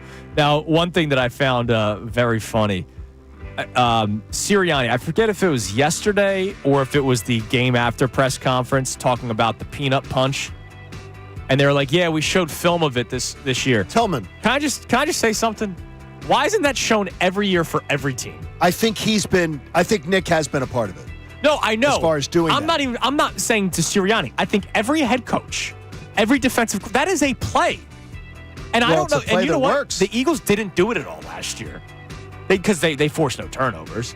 Like, that is something that I feel like should be shown by every team. I would think you'd want to do that. And practiced by every team. Yeah, but it's not a fundamental play. Wrapping up is the safer way to go. You have to trust your defense has the ability to do that, and the Eagles do. Right, or it's when you see one guy wrapping up, you go for the punch, which is exactly what they did this past game. DeJean wrapped up, I guess it was Brian Robinson that fumbled it, right? Yeah, and then Zach Bond and then comes Bond in. was the one that punched. He actually punched DeJean's hand into the ball. So, yeah, that was, I'm glad that they're starting to do that kind of stuff. Opportunistic defense. And, look, it helps having a veteran defensive coordinator like Vic Fangio. All right, Johnny, one more time about CMOH. I would suggest that congratulations to both Dr. Sprandio Sr. and Jr. for being in the Philly Top 100 Docs listing. And I would give them my full endorsement because I'm here today to do this show. By the way, big Birds fans at CMOH, from the nurses to everybody in the place, that place will be green. Go see them. They're going to make you feel better. Well, notice that they must be such good doctors because their mind's probably focused on the Birds right now, but they're also still saving lives. I hope their mind's focused on what's going on here. All right, coming up next, Adam Schefter. It's a Wednesday, a Shefty Wednesday. He joins us coming your way next, right here on Kincade Salciunas, 97.5, The Fanatic. Fanatic Sports Update. Checking their notes. I'm Connor Thomas, and the Eagles, well, they're checking their notes out of a rematch with the Kansas City Chiefs. Nick Sirianni took to the podium yesterday to give his first look towards Super Bowl 59. And with that rematch on the books with Kansas City, Sirianni talked about what the team can learn from the last time these two teams faced off in the Super Bowl. We have notes that we're going through and that we've been going through, a couple tweaks here and there, and a couple things that will stay the same. But of course, anytime you go through any situation like that, you take notes like that. Experience is an invaluable thing, and these teams are definitely familiar with each other. We'll keep you updated on the Birds' preparation for the February 9th matchup down in New Orleans. The Sixers took down the Lakers 118-104 last night. Maxey 43 in the win. Sixers have won 3 straight. They'll play the Kings tonight at 7:30 p.m. That game here on the Fanatic. Flyers play the Devils tonight at 7. That game on WMMR. We'll talk to Adam Schefter of ESPN coming up next. Andrew DeCecco at 8:25. Amy Fadul for the entire 9 o'clock hour. This update's brought to you by Bet365. Whatever the moment, it's never ordinary at Bet365. Download the app today. I'm Connor Thomas for the home of the 76ers and Flyers. 97.5 The Fanatic and 97.5thefanatic.com. It's time for Birds Playoff.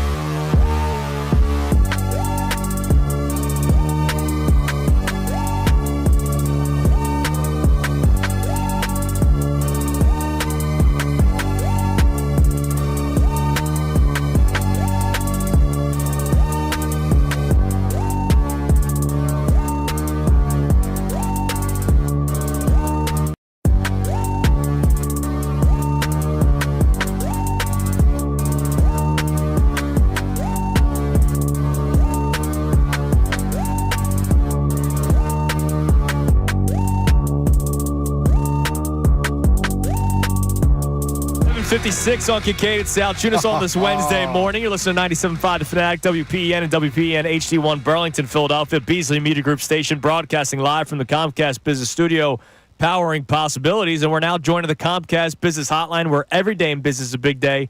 Let Comcast Business get you ready for what's next. We're joined by Adam Schefter, who's brought to us by Landis Block. Create your very own jaw-dropping backyard paradise online at landisbc.com. See how I got all that out of the way right away? I don't want to get distracted. No, when we don't we're want to talking distract to you, Shefty. Adam. What's up, Shefty? Good morning. Good morning, gentlemen. How are you doing today? We're doing great. We're celebrating, obviously, the Eagles winning the NFC Championship game this past Sunday. We're getting set for Super Bowl 59. Adam, with all the storylines over the course of the season, especially surrounding the Philadelphia Eagles, with the head coach, the talk about the starting quarterback, obviously everything that transpired last year, is part of you amazed that they're back in the Super Bowl for the second time in 3 years with all of the storylines that came out starting last year with this team? No. I'm not. Again, I think we've talked about this team always being in a position where it could do exactly what it's doing. And last year it finished on a down year. And it's not like the NFC is loaded with top-tier teams and top-tier quarterbacks like the AFC is. So the Eagles roster is as talented, if not more talented, than anybody's. It was just a question, could they get back to their winning ways? And they did. And here they go. Congratulations to the city. Should be a great 2 weeks ahead.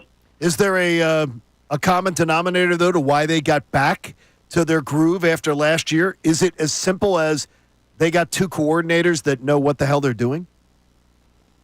Well, that certainly helps, right? And by the way, like the margin in these things isn't that great. So if the offensive coordinator is helping that much and he was an upgrade, then that makes a difference. And if the defensive coordinator is helping that much and he's an upgrade, that makes a difference.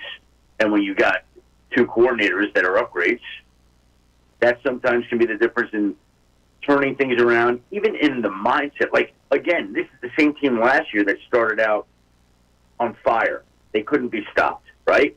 I mean, they're unbelievable, correct? Yes. Yep. So 10-1. And then they just lost their way. They lost the mojo, lost everything, and weren't able to get it turned around and fixed. This year, they started slow again, but it wasn't disaster slow. And these guys just built and built on it. And if we look at it now, the last 13 games that Jalen Hurts has finished, he's 13-0. Nobody's beat him when he finishes a game. Nobody. So, the roster's there, talent's there, coaching's there, ability's there.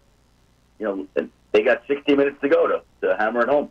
Speaking of coaching and coordinators, obviously earlier this week, the New Orleans Saints conducted the in-person interview of Kellen Moore. You always have your finger on the pulse of what's going on. What are the odds that Kellen Moore is the next head coach of the New Orleans Saints? Rising by the day, increasing all the time. And 48 hours ago, I would have said he's right in it. And I think they haven't made a decision yet. Apparently, they haven't finalized any deal, to my knowledge. They can't. But it certainly sounds like it's trending Kellen Moore's way. That's what it feels.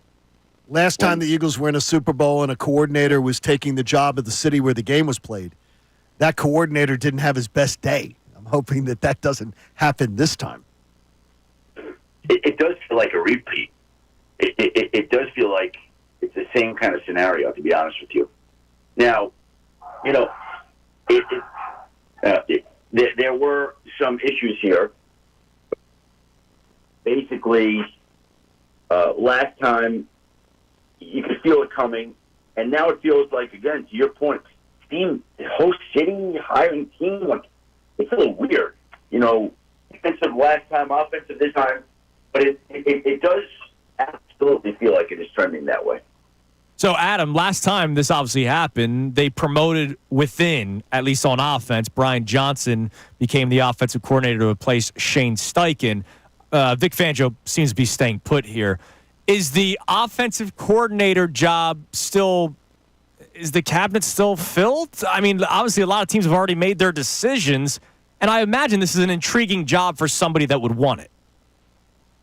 Well, and I guarantee they're going to have candidates on staff that they have to go through. Like that's a part of this. That's what most teams do when they lose coordinators. They look within. The Lions lost their defensive coordinator, and they promoted their new defensive coordinator from within. Even their offensive coordinator was on their staff 2 years ago. And a lot of times people like to look within to try to replace their guys. That's going to be an option.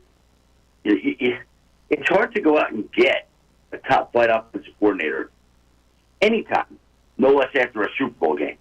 So that'll be a challenge. Every team has them, and that's going to be one of the Eagles after the Super Bowl, if and when they lose Kellen Moore. The best roster in Super Bowl 59, top to bottom, every player on the roster. The better roster belongs to what team? Well, I've said this, and I'll say this probably, every time we're on shows here. Sure. I think the Eagles have the best roster in this game, and the Chiefs might be the most clutch team of all time, and nobody's ever able to beat them. They've won 17 straight one-score games. 17 straight. That doesn't happen by accident. There's a reason that they keep pulling out these close games.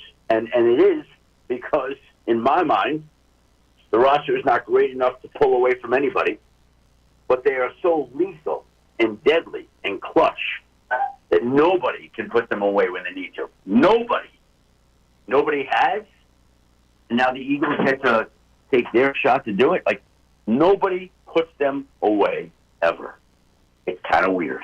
We're speaking to Adam Schefter on the Comcast Business Hotline. Shefty, I remember way back before the season started, you do your training camp visits where you go to different teams, and you spoke with the Philadelphia Eagles, and I know that you have a relationship from your previous days with Vic Fangio. So what was some of the messaging from the Eagles team, the mentality of the Eagles team from before the season started, and how much did they back that up over the course of the season to get back to the Super Bowl? Look, Vic is grumpy about these things, okay? So it's not like, when I see him this summer, he's like, boy, this defense is unbelievable. We got some things to address here. I don't know. We'll see how this goes. That's Vic. That's how he was. I'm not surprised where they are. And I am come on, Vic, the defense is a little better than that, right? They're doing okay. He's doing okay. They're right where they should be. And the defense, what I think you have to find encouraging is this is a better defense than the last Chiefs team that faced the Eagles in the Super Bowl, in my mind. I think this defense is better. It's almost like how he watched what that Chiefs team in Super Bowl 57 did. Remember, they had that very young secondary at the time. Mm-hmm. They had revamped their secondary and went very young, and as the season went on, they got better and better and better. The Eagles maybe took a page out of the Chiefs' playbook then with Howie's off-season plan. Listen, I think they've really shifted this roster. And I think, I had numbers on this. I think 7 or 8 of the starters defensively in this game are different than the last Super Bowl. Yep. Sounds about right. That's quite a dramatic shift over, the course of, 3 seasons for what was once a Super Bowl team. But look, this team flamed out last year, and they knew that they had to make changes. They knew they had to do something to get better, and they drafted wisely, signed free agents wisely. We know who the names are. They made good decisions, and here they are on the brink of another world championship if they could find a way to beat the team that nobody can ever figure out how to beat. Other than the three-peat, what's the biggest storyline going into Super Bowl 59, Adam? Well, you could look at that three-peat from any which way you want, right? Like Patrick Mahomes making more history. Andy beating his other team again. To me, the big difference with this Eagles team compared to the last time they played the Chiefs would be Saquon. And how much of a difference he makes with as much of a factor as he's been this year. Can he do, actually, can he be more important to this team than the Eagles' defense itself? Because if he's grinding out yards and first downs, then the Chiefs' offense is even coming on the tick, field. tick. Yep, exactly. And so Saquon Barkley may be the Eagles' most valuable defender in this Super Bowl. Now, we just want you to know, if we bump into you on Bourbon Street and everything, because we'll get down next Tuesday afternoon. You just the credit card's out. If you want to get something to eat, you want to have a little cocktail. His credit card, right? Schefter's credit card. No, Adam's on a fixed budget. Oh, okay. So we just want you to know, Adam. We look forward to seeing you down there. Yeah, I'm going down Sunday because that's a long time in New Orleans. Too long, but I always tell people 4 nights in Vegas is the absolute limit. I think that's a long time to be in New Orleans. Well, I don't have a choice here because I, for ESPN, am not required to be down there until I think Wednesday. But I have my daughter is working for Nickelodeon, obviously. Oh, that's awesome. The talented member of the Schefter household. The much more talented member. Yes. So she has to do media night Monday night. So I'm flying her down Sunday, and then she's going back on Tuesday. But I'm not going to fly to New York Tuesday, come back when right. Yeah, don't do that. That's stupid, right? So yeah, it'd be stupid. So I'm just going to stay down there, and it's longer than I'd want to be there. But that is the situation. Well, we'll be on Radio Row Wednesday, Thursday, Friday. So hope to see you there. If Adam shows up on Radio Row, it'd be like Prince. Yeah, back in the day. Yeah, that might be true. Shefty, listen, man, we appreciate the time as always, and we'll be talking to you next week. Thank you. Thank you, guys. Appreciate you. There he is, Adam Schefter on the Comcast Business Hotline. One of the greatest events ever on Radio Row. Miami Super Bowl. Okay. Prince, they bring on the halftime performer and they hold a press conference and everything. And Prince starts doing a little acoustic number and then goes, whoa, why are you chasing me off? And Prince goes on and does like 2 or 3 more. Oh, jeez. Wow, that's awesome. It was freaking awesome. God rest his soul. Yeah, that's really cool. By the way, it looks like Kellen Moore's out of here. It looks that way. The way Shefty said it, it looks like Kellen Moore's got one more game as the Eagles' offensive coordinator. That's next year's problem, but it could be a problem. All right, coming up next, Andrew DiCecco, not next. He joins us at 8:25. But speaking of Andrew DiCecco, he was joined by Fletcher Cox last night, Eagle legend. So we'll play a couple of clips from Andrew DiCecco's interview with Fletcher Cox coming your way next. It's Kincade and Salciunas here on 97.5 The Fanatic. Mike Missanelli, Bill Colarulo, and Ray Dunn. They have a lot.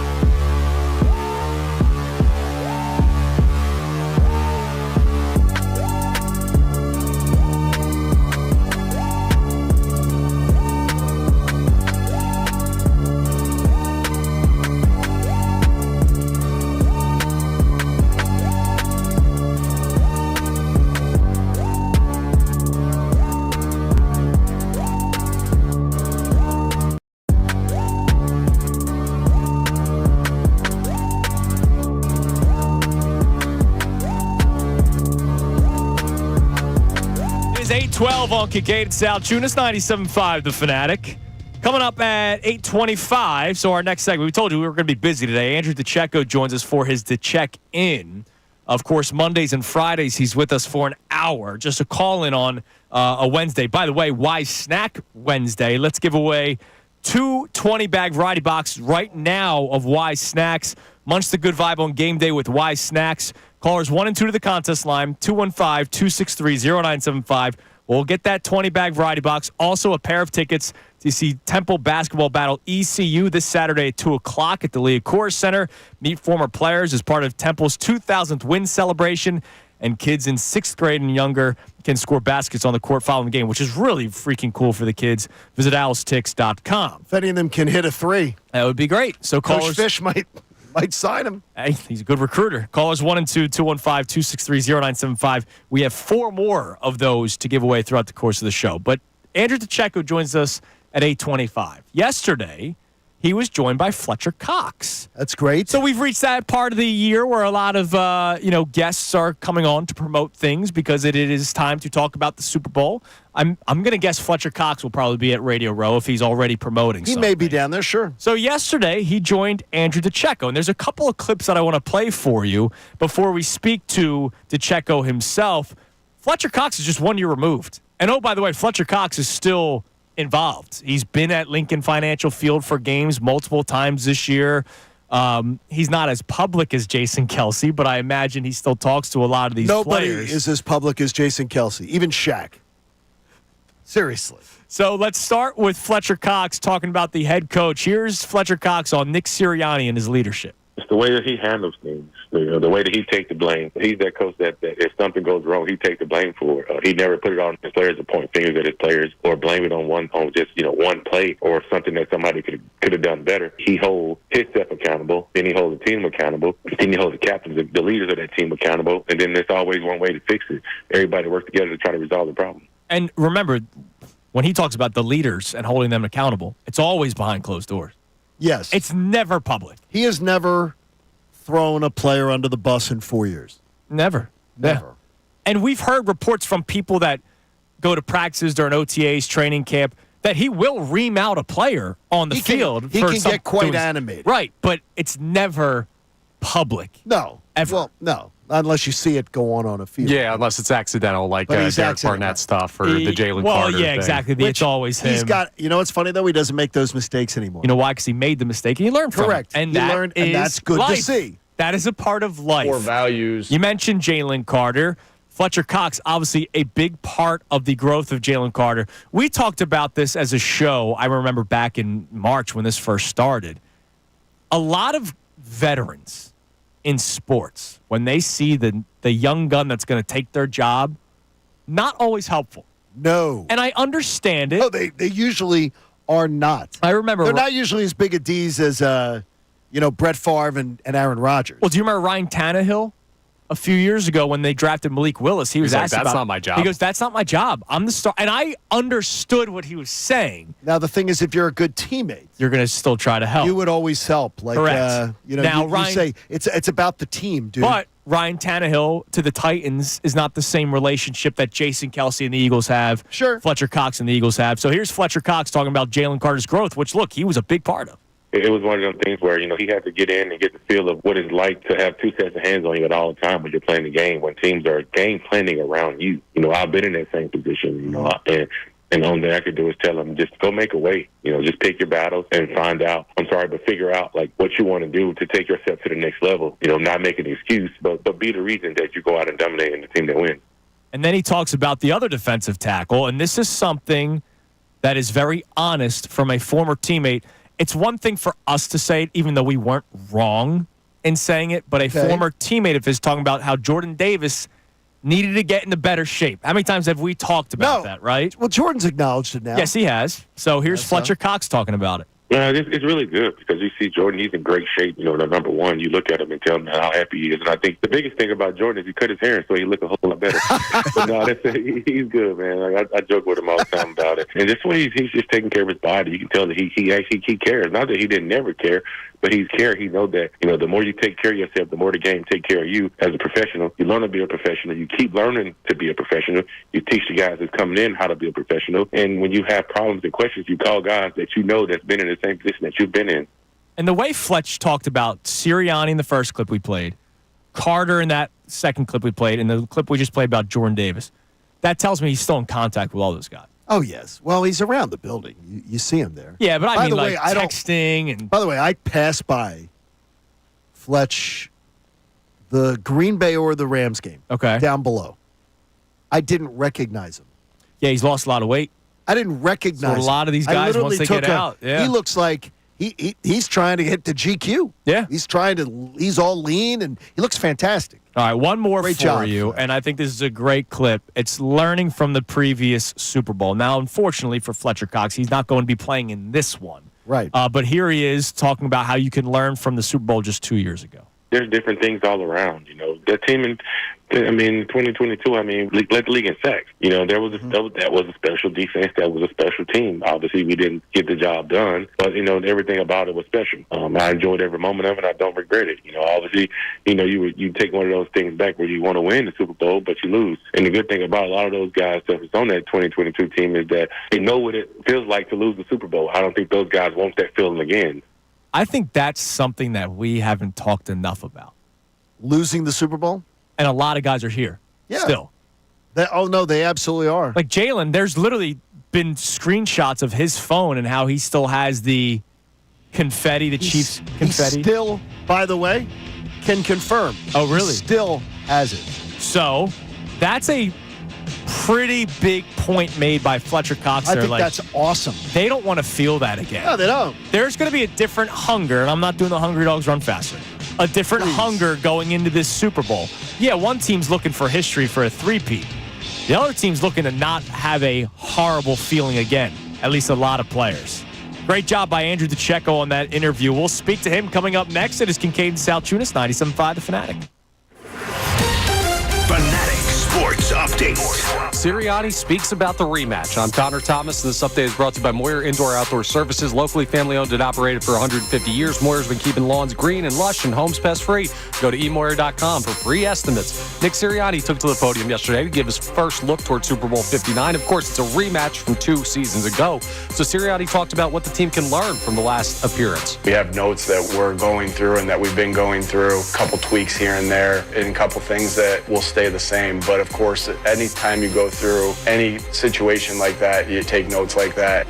We'll keep you updated on the Birds' preparation for their matchup with Kansas City February 9th down in New Orleans. Sixers took down the Lakers 118-104 last night. Tyrese Maxey 43 in the win. Sixers won 3 straight. They'll play the Kings tonight at 7:30. That game here on The Fanatic. Flyers take on the Devils tonight at 7. That game on WMMR. We'll talk to Andrew DeCecco coming up next. Amy Fadul in the 9 o'clock hour. This update's also brought to you by Rapid Radios. Rapid Radios are instant push-to-talk walkie-talkies offering national LTE coverage. For a limited time, go to rapidradios.com now for 60% off and free UPS shipping. Add code radio and get an extra 5% off. I'm Connor Thomas for the home of the 76ers and Flyers, 97.5 The Fanatic and 97.5thefanatic.com.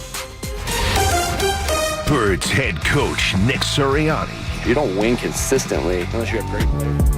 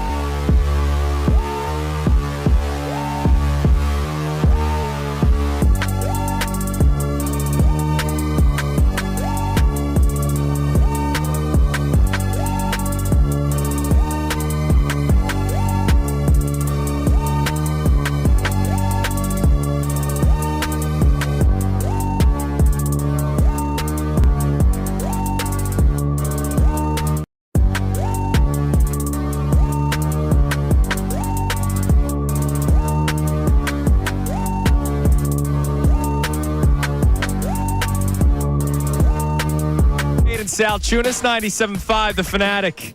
It's been a lot of fun. Been very busy today on Kincade and Salciunas. We had Jeff McClain about an hour ago. You can hear that on 97.5thefanatic.com. We had Adam Schefter at 7:55. You'll be able to hear that on 97.5thefanatic.com. And, of course, also our YouTube page. Haley does a great job always posting these right away. And the big thing from Shefty's interview was his information on Kellen Moore. The quote, I asked him whether or not Kellen Moore going to the New Orleans Saints, what are the odds at? And he said, rising by the day, increasing all the time. 48 hours ago, I would have said he's right in it. And I think they haven't made a decision yet, apparently. They haven't finalized any deal to my knowledge. They can't, but it certainly sounds like it's trending Kellen Moore's way. So let's head back to the Comcast Business Hotline, where every day in business is a big day. Let Comcast Business help you move forward with what's next from Inside the Birds and, of course, all over the place here on 97.5 The Fanatic. And we just played a lot of the clips from his interview with Fletcher Cox in the previous segment. Our man Andrew DeCecco joins us. Andrew, first and foremost, great job on that interview yesterday with Fletcher Cox. It was great. No, thanks so much. Good morning, guys. How are you today? We are doing great today. Let's start off with what Adam Schefter was reporting early on. He didn't say it's a sure thing. It sounds like it. But if you can learn how to hear Shefty, it sounds like Kellen Moore will be the head coach of the New Orleans Saints. So, look, you got one game left of Kellen Moore, and then you're going to have to prepare for another new offensive coordinator for Jalen Hurts and this Eagles offense. Talk about it. Yeah, it certainly seems like it's trending in that direction, Andrew. And I'm not really surprised, as they sort of were the final team that's really waiting to make their decision. Obviously, it really points to the Eagles or the Chiefs, somebody on their staff. And Kellen Moore is really coming off a high note. I thought he called his best game of the season in the NFC Championship game. And I think that he commands the room, right? You see how he conducts himself in press conferences, and as you see glimpses throughout the season in the innovation. It just hasn't been all that consistent, at least in my estimation. But, yeah, it seems to be that he's going to be a favorite. And now Jalen Hurts would have, at least in theory, another play caller to really learn. When you saw the game plan Sunday that they unveiled against the Washington Commanders, is that the kind of offensive game plan you believe they will have to use in order to beat the Chiefs? I do, John. And the Chiefs are a team that, if they have 8 drives, they'll probably score on 6. So it really would serve the Eagles well to get off to a fast start. Short, easy completions with Jalen Hurts, and really lean on the running game and the offensive line as they have all season. Maybe don't try to reinvent the wheel. Kind of go with dance with the girl you brought to the dance, and I think that's going to be their formula for success. But I thought that he did a nice job of mixing it up, and you saw it kind of threw the Commanders off balance. And I think that was the Kellen Moore offense that I was expecting, and I think we all were expecting when he joined the team in the offseason. I can't ask you how do you stop Patrick Mahomes, because if I did and you had that answer, Kellen Moore would be calling you for his defensive coordinator job. But how do you slow down Patrick Mahomes and this year's version of Patrick Mahomes and the Chiefs offense that hasn't been as prolific as years past? What do you do? What's Vic Fangio's game plan? Guy's got 3 kids. Yeah, well, I think you have to be a little bit more conservative and really guard against him being able to make those plays all outside of structure where he's so deadly in getting rid of the football. And to me, I think they kind of have to handle him like they handle Jaden Daniels and not letting him get out of the pocket as much, providing pressure off the edges. He's going to target the middle of the field, make no mistake. And this is really interesting because if you think back to last year's Super Bowl, Patrick Mahomes targeted Oren Burks quite a bit in the middle of the field with Travis Kelce and some of the running backs. So I would expect a lot of the same. And really, to take it a step further, I would expect him to try and target Reed Blankenship as well, because in that game last week, Zach Ertz had a nice game. So to me, I think that's going to be their approach to it. But I think the Eagles are going to play a lot more closer coverage because you don't necessarily have to worry about the over-the-top plays. And they do have Xavier Worthy, who has otherworldly speed. But he really hasn't had the splash that I was expecting on their offense. He's been more of a short to intermediate area option, so they don't really necessarily have to guard against that. But I would expect them to be a little bit more close up in the mid-range throws. I know you went back and watched that game, and you looked at all the little things that were done, all the nuances. Is there anything you think needs to be cleaned up from a 55-point effort? As far as the whole team, No, that was defensively, offensively, special teams. That was about as complete of a game as the Eagles have put together all season, John. But if we're looking at it as far as we might be splitting hairs a little bit, but it's still going to come down to special teams. Yes, they forced a fumble. Yes, Will Shipley had the 35-yard run back, and they made some plays in coverage, but it comes down to a kicking aspect. Jake Elliott has been sporadic throughout the season, and I think that's the one area of concern if you're looking at it. But this is a team that's going into the Super Bowl about as hot as you could expect right now. They're really firing on all cylinders. I think if there's one area, though, John, it is special teams. All right, over-under. The line is 0.5. How many attempts at a field goal does Jake Elliott make in the Super Bowl? I think he makes 2 field goals. Oh, so you think they attempt it? Because my fear is this is a touchdown game where you're going to need to score touchdowns and not kick field goals, especially with the kicker that you can't really trust right now. But I think early on, you'll see them try to kick a field goal. And I think late in the game, Jake Elliott's going to make a big field goal for the Eagles. But, yeah, you're right. More often than not, against a Patrick Mahomes-led offense, field goals aren't going to be enough. They're going to have to find ways to score. So, by and large, I am expecting the Eagles to be aggressive in this game and pull out all the stops. We talked about it earlier. Do you think the Eagles could use their sort of run first, Jalen passes 20 times game plan to win a Super Bowl versus the Chiefs? I said no. I said absolutely not. What do you think? I think they can, John, because many weeks there was times where I thought that this is going to be the week where they're going to have to go pass heavy, pass 30 times because they're going to shut down the run or make a concerted effort to shut down the run. And there hasn't really been a team that's been able to do that. Even the Baltimore Ravens, Saquon Barkley had success against. And I think that the Eagles' offensive line, their ability to just bully teams up front, wear them down, it might not look like it initially, but in the third and fourth quarter, that takes a toll on teams. And I think eventually that big run has proven to be there when they need it. So, yeah, I think that's a successful recipe for success. Andrew, we didn't talk about it all on Monday. We were just basking in the glory of the Eagles winning the NFC Championship game. And then when you did join us for the hour, we talked a little bit more about the game itself and not just the celebration.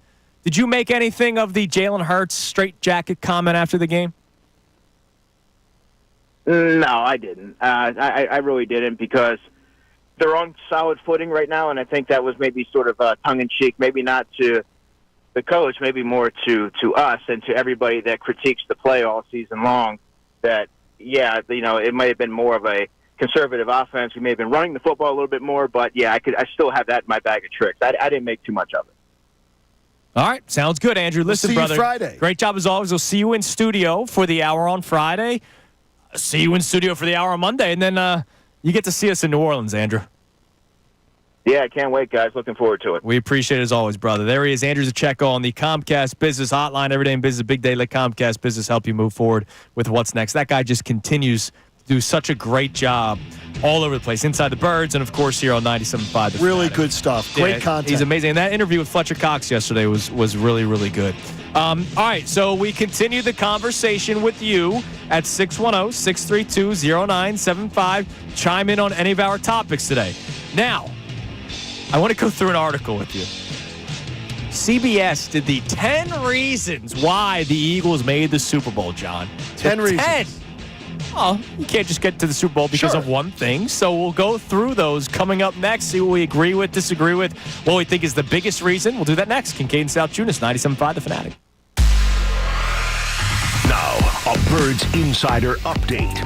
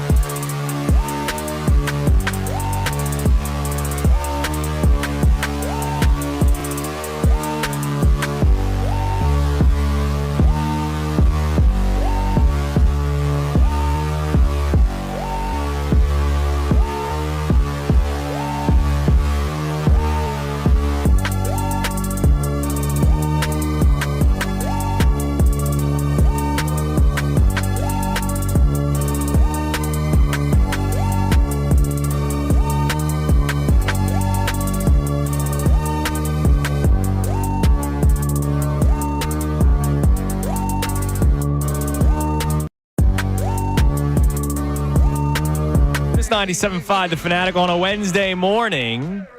Amy Fadul already here and ready to go. Traffic must not have been bad. She's ready to go. She'll be joining us for the entire 9 o'clock hour.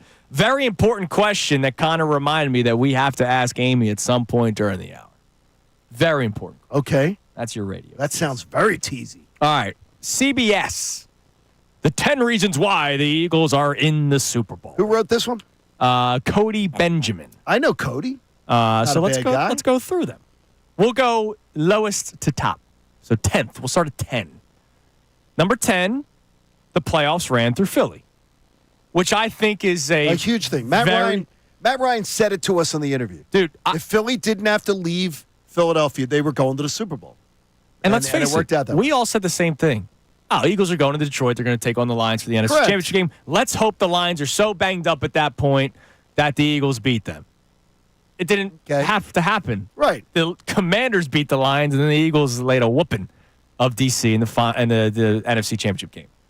Number 9, they don't blink in the face of trouble. So here's his reason. All these have a reasoning. I don't think I need to explain the playoffs ran through Philly to you guys. So here's what he means by this. Cliche, perhaps, but this Eagles group has actually been through a lot. The core leadership of Hurts and Sirianni, etc., endured a painful Super Bowl loss in 2022, the dramatic collapse in 23. The fact they're back on the doorstep of football glory speaks to their fortitude. And the fact they endured some slug-it-out playoff matchups, like the snowy divisional round win over the Rams, suggests that they're built to win in all fashions.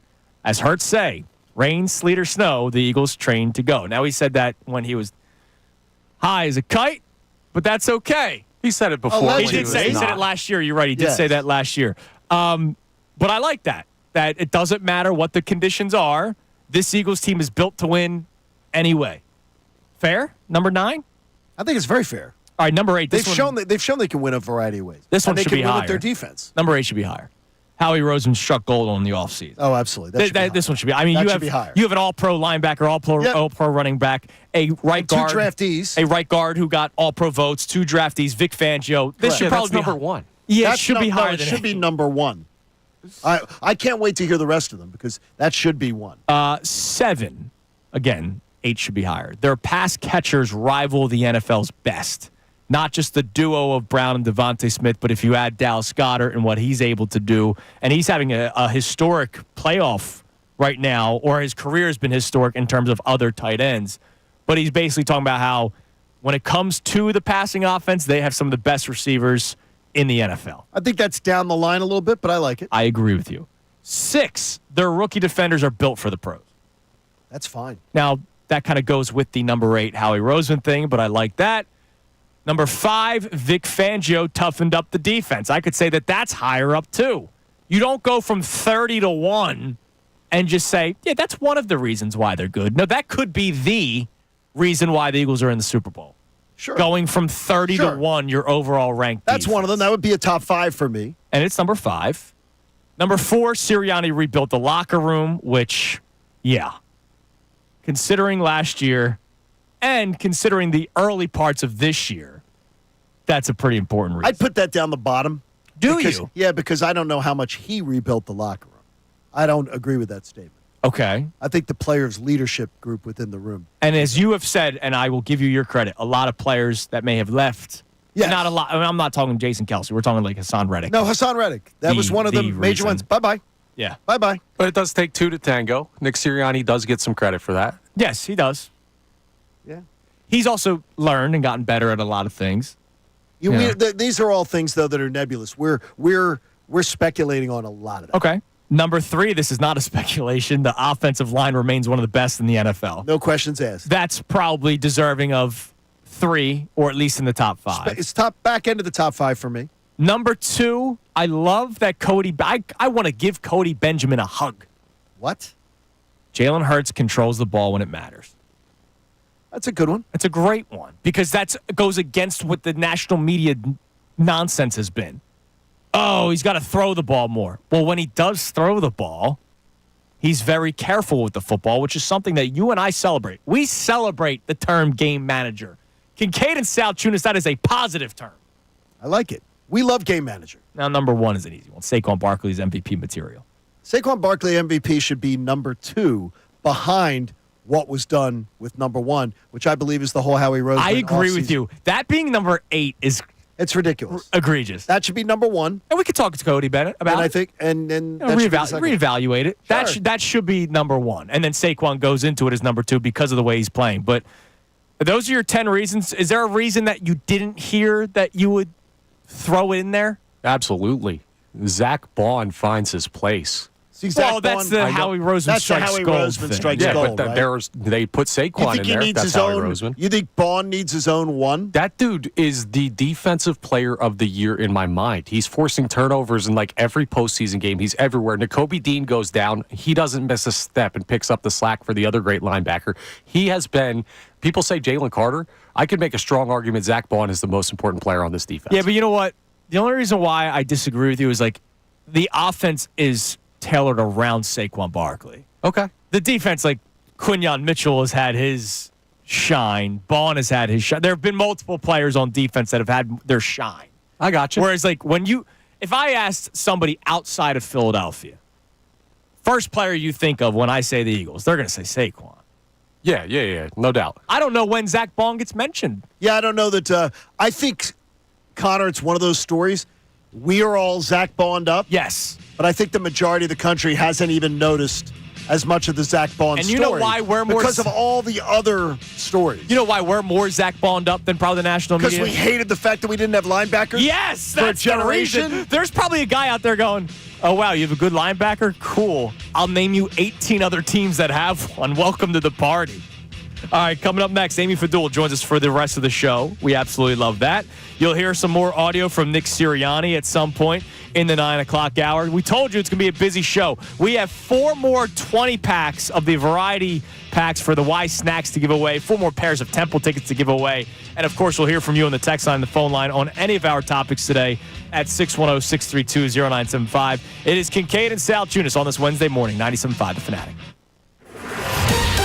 Fanatic Sports Update. Talking about 2022, I'm Connor Thomas, and Nick Sirianni took to the podium yesterday to give his first look towards Super Bowl 59. We know that it's the rematch between the Eagles and the Kansas City Chiefs, so Sirianni talked about what the team can learn from the last time the Eagles saw the Chiefs in the Super Bowl. We have notes that we're going through and that we've been going through, a couple tweaks here and there, and a couple things that will stay the same. But of course, anytime you go through any situation like that, you take notes like that. Yes, and now some things have changed, but there are some familiarities that the Eagles can learn from. We'll keep you updated on the Birds' preparation for the February 9th matchup down in New Orleans. Speaking of changes, Adam Schefter reporting Kellen Moore is the front-runner for the position for the New Orleans Saints head coaching job. We'll see. No deal in place yet, but could be another offensive coordinator change for the Eagles this offseason. The Sixers took down the Lakers 118-104 last night. Maxey 43 in the win. Sixers have won 3 straight. They'll play the Kings tonight at 7:30 on the Fanatic right here. Flyers play the Devils tonight at 7. That game on WMMR. We'll talk to Amy Fadul coming up for the entire 9 o'clock hour. This update's brought to you by Tullamore Dew Irish Whiskey, the original triple distilled, triple blended, and triple cask matured Irish whiskey. When it's game time, it's Tully time. I'm Connor Thomas for the home of the 76ers and Flyers, 97.5 The Fanatic and 97.5thefanatic.com. Ricky Vitalico. Credit is due in a lot of different places right now. Vic Fangio has gotten the credit.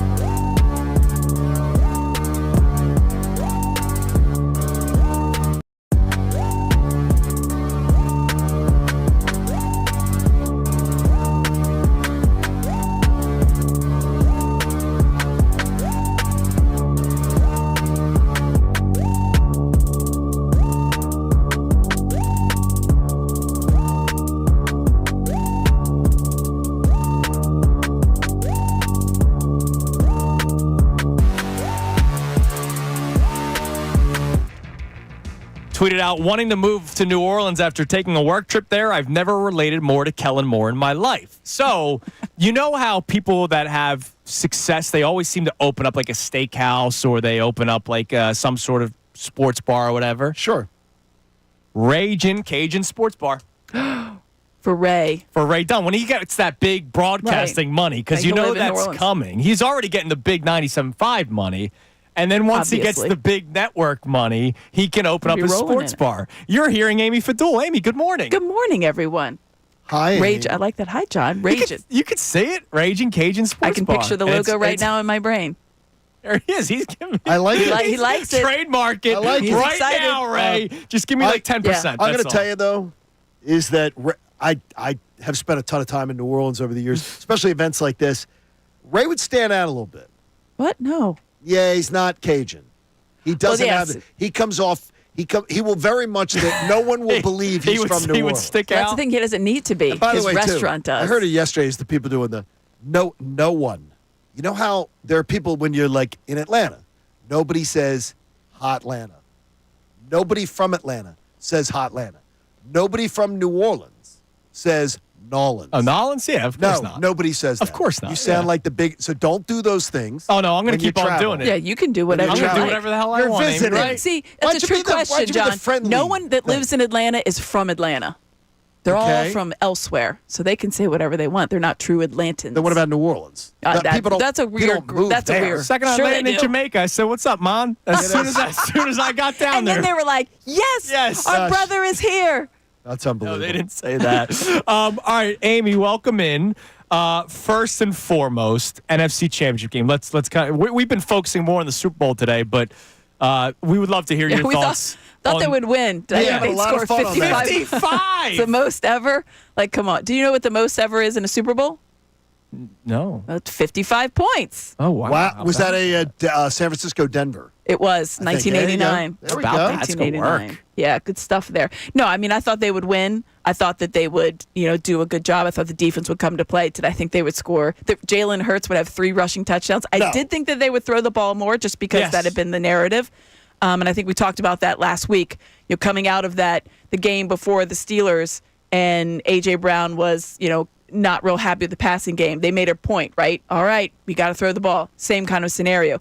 I didn't think that it would be, almost 250, and he would have 4 touchdowns total, including 3 on the ground. But it was the same that you thought it was going to go. It was just so much more amplified. Like everything was just on steroids about it. It was like, oh, it was a good. You knew it was going to be a good game.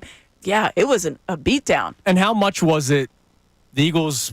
I'm not going to say the Commanders didn't belong, right? The Eagles belong, but they also they were outclassed. There was a mindset of, all right, let's handle our business. Let's go to the bigger game, which is a Super Bowl. Whereas the Commanders, the amount of smack talk. Oh my gosh. The amount.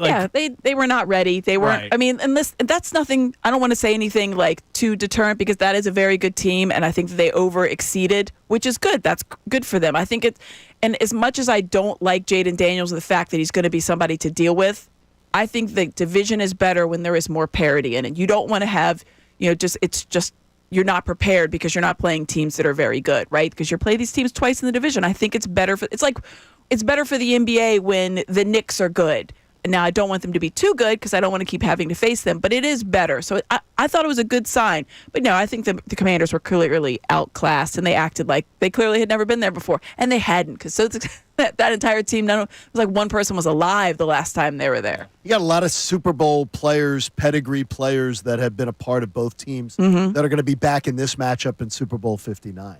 But the Eagles remake from 57, it really is quite the makeover. Yeah, the defense is really where it's the most glaring. Obviously, there's things across the line with Jason Kelce, but I feel like that's, obviously there's some injuries too, but that's not as big of a glaring thing as I would have thought it would have been. If you had told me 2 years ago that your line is different, and I'm like, oh gosh, that's not good. But the defense is really the complete makeover. I mean, it's extreme makeover at this point. Just the way that they operate, obviously personnel. You guys were talking about Zach Bond, and I think Connor brought it up earlier.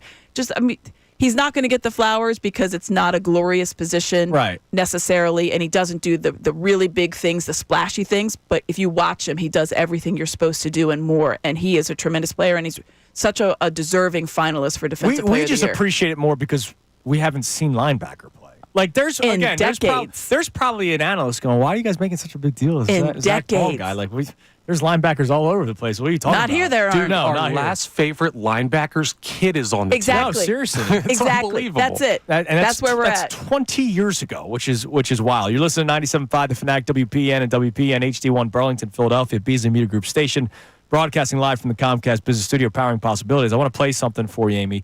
John just mentioned the changeover from the roster over just the course of 2 years, but there are still a lot of guys from that team. Fletcher Cox was on with Andrew DeCecco last night and talked about the importance of guys that were on the team 2 years ago that are on it again this year. Take a listen. There's different things all around. That team in 2022, led the league in sacks. That was a special defense. That was a special team. Obviously, we didn't get the job done, but everything about it was special. I enjoyed every moment of it. I don't regret it. Obviously, you take one of those things back where you want to win the Super Bowl, but you lose. And the good thing about a lot of those guys that was on that 2022 team is that they know what it feels like to lose the Super Bowl. I don't think those guys want that feeling again. Now, you could talk to any player from the San Francisco 49ers. They know the feeling of losing, Right. and they lost again. But the point is, how important is it to hear that message from Fletcher Cox? The Chiefs are trying to go for history. The Eagles are trying to go for not feeling pain again. Right.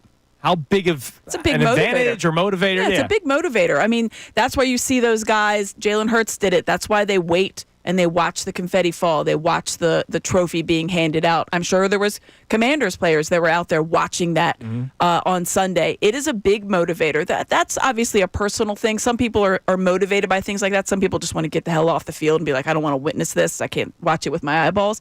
But for a lot of players, you see them doing that. They wait and they want to feel that and internalize that, and that will push them in the offseason and obviously push them on the field because they remember what it is and what it's like. And I think for Jalen Hurts, the biggest one is that he waited and he watched that Super Bowl confetti rain down in Chiefs colors. He watched those guys, ascend to the podium out there. And I think those are big motivators. They know what it's like, but also it's a positive in the fact that they know what it takes to get there. They know how hard it is. And they know, listen, here's what we didn't do this last time. And I think Jalen Hurts has spoken about that. Some of the other players have. It was a lot of noise.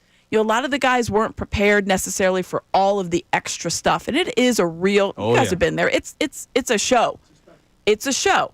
And it's designed as such now. Media night is a spectacle. As Alshon Jeffrey. Yeah, I mean, it's I'll just, always remember him in 2018. Just like this guy. And and you can eat it up, but it's also a distraction at times. So I think it's helpful that they've been there in that regard, that they can tell the guys that haven't, like, listen, there's going to be a lot. Like you've played in national championship games and stuff. It's nothing like that. It's not even close to that. And you thought that was crazy. It's crazy. So as Jeff McClain said sort of earlier, alluded to, Adam Schefter came out and just said it.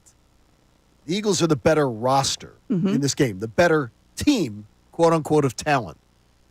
Why would that not be enough for people to think that, yeah, the Eagles should win the Super Bowl? No, because the eye test has Patrick Mahomes on the other side. Right. I mean, if there's somebody that, and listen, there's not really a peer among quarterbacks with Patrick Mahomes, not with what he's been able to do. No. Excuse me. You're getting choked up. He's so I'm good. so emotional. But if you look at the numbers since 2022, if you just go down the stats, wins, losses, passing yards, passer rating, number of touchdowns, Jalen Hurts is the closest one statistically. But the eye test will tell you Patrick Mahomes passes that with flying colors. And no matter how many times you count them out, just like people did last year, I would never. He's a winner. He's a guy that absolutely makes plays happen every time. And I heard you guys with DeCecco on the game plan, trying to keep contained. We all know what he can do. Right. He can make anything. The way that he practices, we've all seen those videos of him practicing those in the offseason, those flip passes. Those are not by accident. So that's why when you look at it, on paper, the Eagles should be the favorites. They're obviously not. It's basically a pick 'em, but what's it, 1.5, I think last I saw? I think that line's going to move, though. Yeah, I mean, For the obviously. Eagles? Yeah, I do. I agree with you. A bit. Yeah, the sharp money will probably going to be more on the Eagles just because there's at least some value there. Sure. But I think any money is probably going to be on We talked bets. about this yesterday. It's like prop bets. During the regular season, the home team usually has that 3-point advantage. Right. Patrick Mahomes is a 3-point advantage. And maybe that's why it's a 1.5 point line in favor of the Kansas City Chiefs. Yeah, it's unbelievable. He really is. All right, 215-263-0975. Callers number 1 and 2. We have 4 more of these to give away, but let's do 2 right now at 215-263-0975. You'll win the 20-bag variety box of Wise Snacks. Munch the good vibe on game day with Wise Snacks. Plus, you'll get a pair of tickets to see Temple battle ECU this Saturday at 2 o'clock at the Liacouras Center. The Red Hot Temple Owls meet former players as part of Temple's 2,000th win celebration. And kids in 6th grade and younger, which is really cool, can score baskets on the court following the game. Just visit owlstix.com. All right, Amy is with us for the rest of the show, the entire 9 o'clock hour. Coming up next, we're going to show some love to the offensive line. We talked about Landon Dickerson and Cam Jurgens a little bit on Monday. Sure. We should probably give them a little bit more love. Why not? For what they went through on Sunday. Nick Sirianni spoke about the two of them. And could Lane Johnson win an award? I'll explain more coming up next. It's Kincade Salciunas with Amy Fadul for the rest of the show here on 97.5 The Fanatic. The Philadelphia 76ers. Sixers win!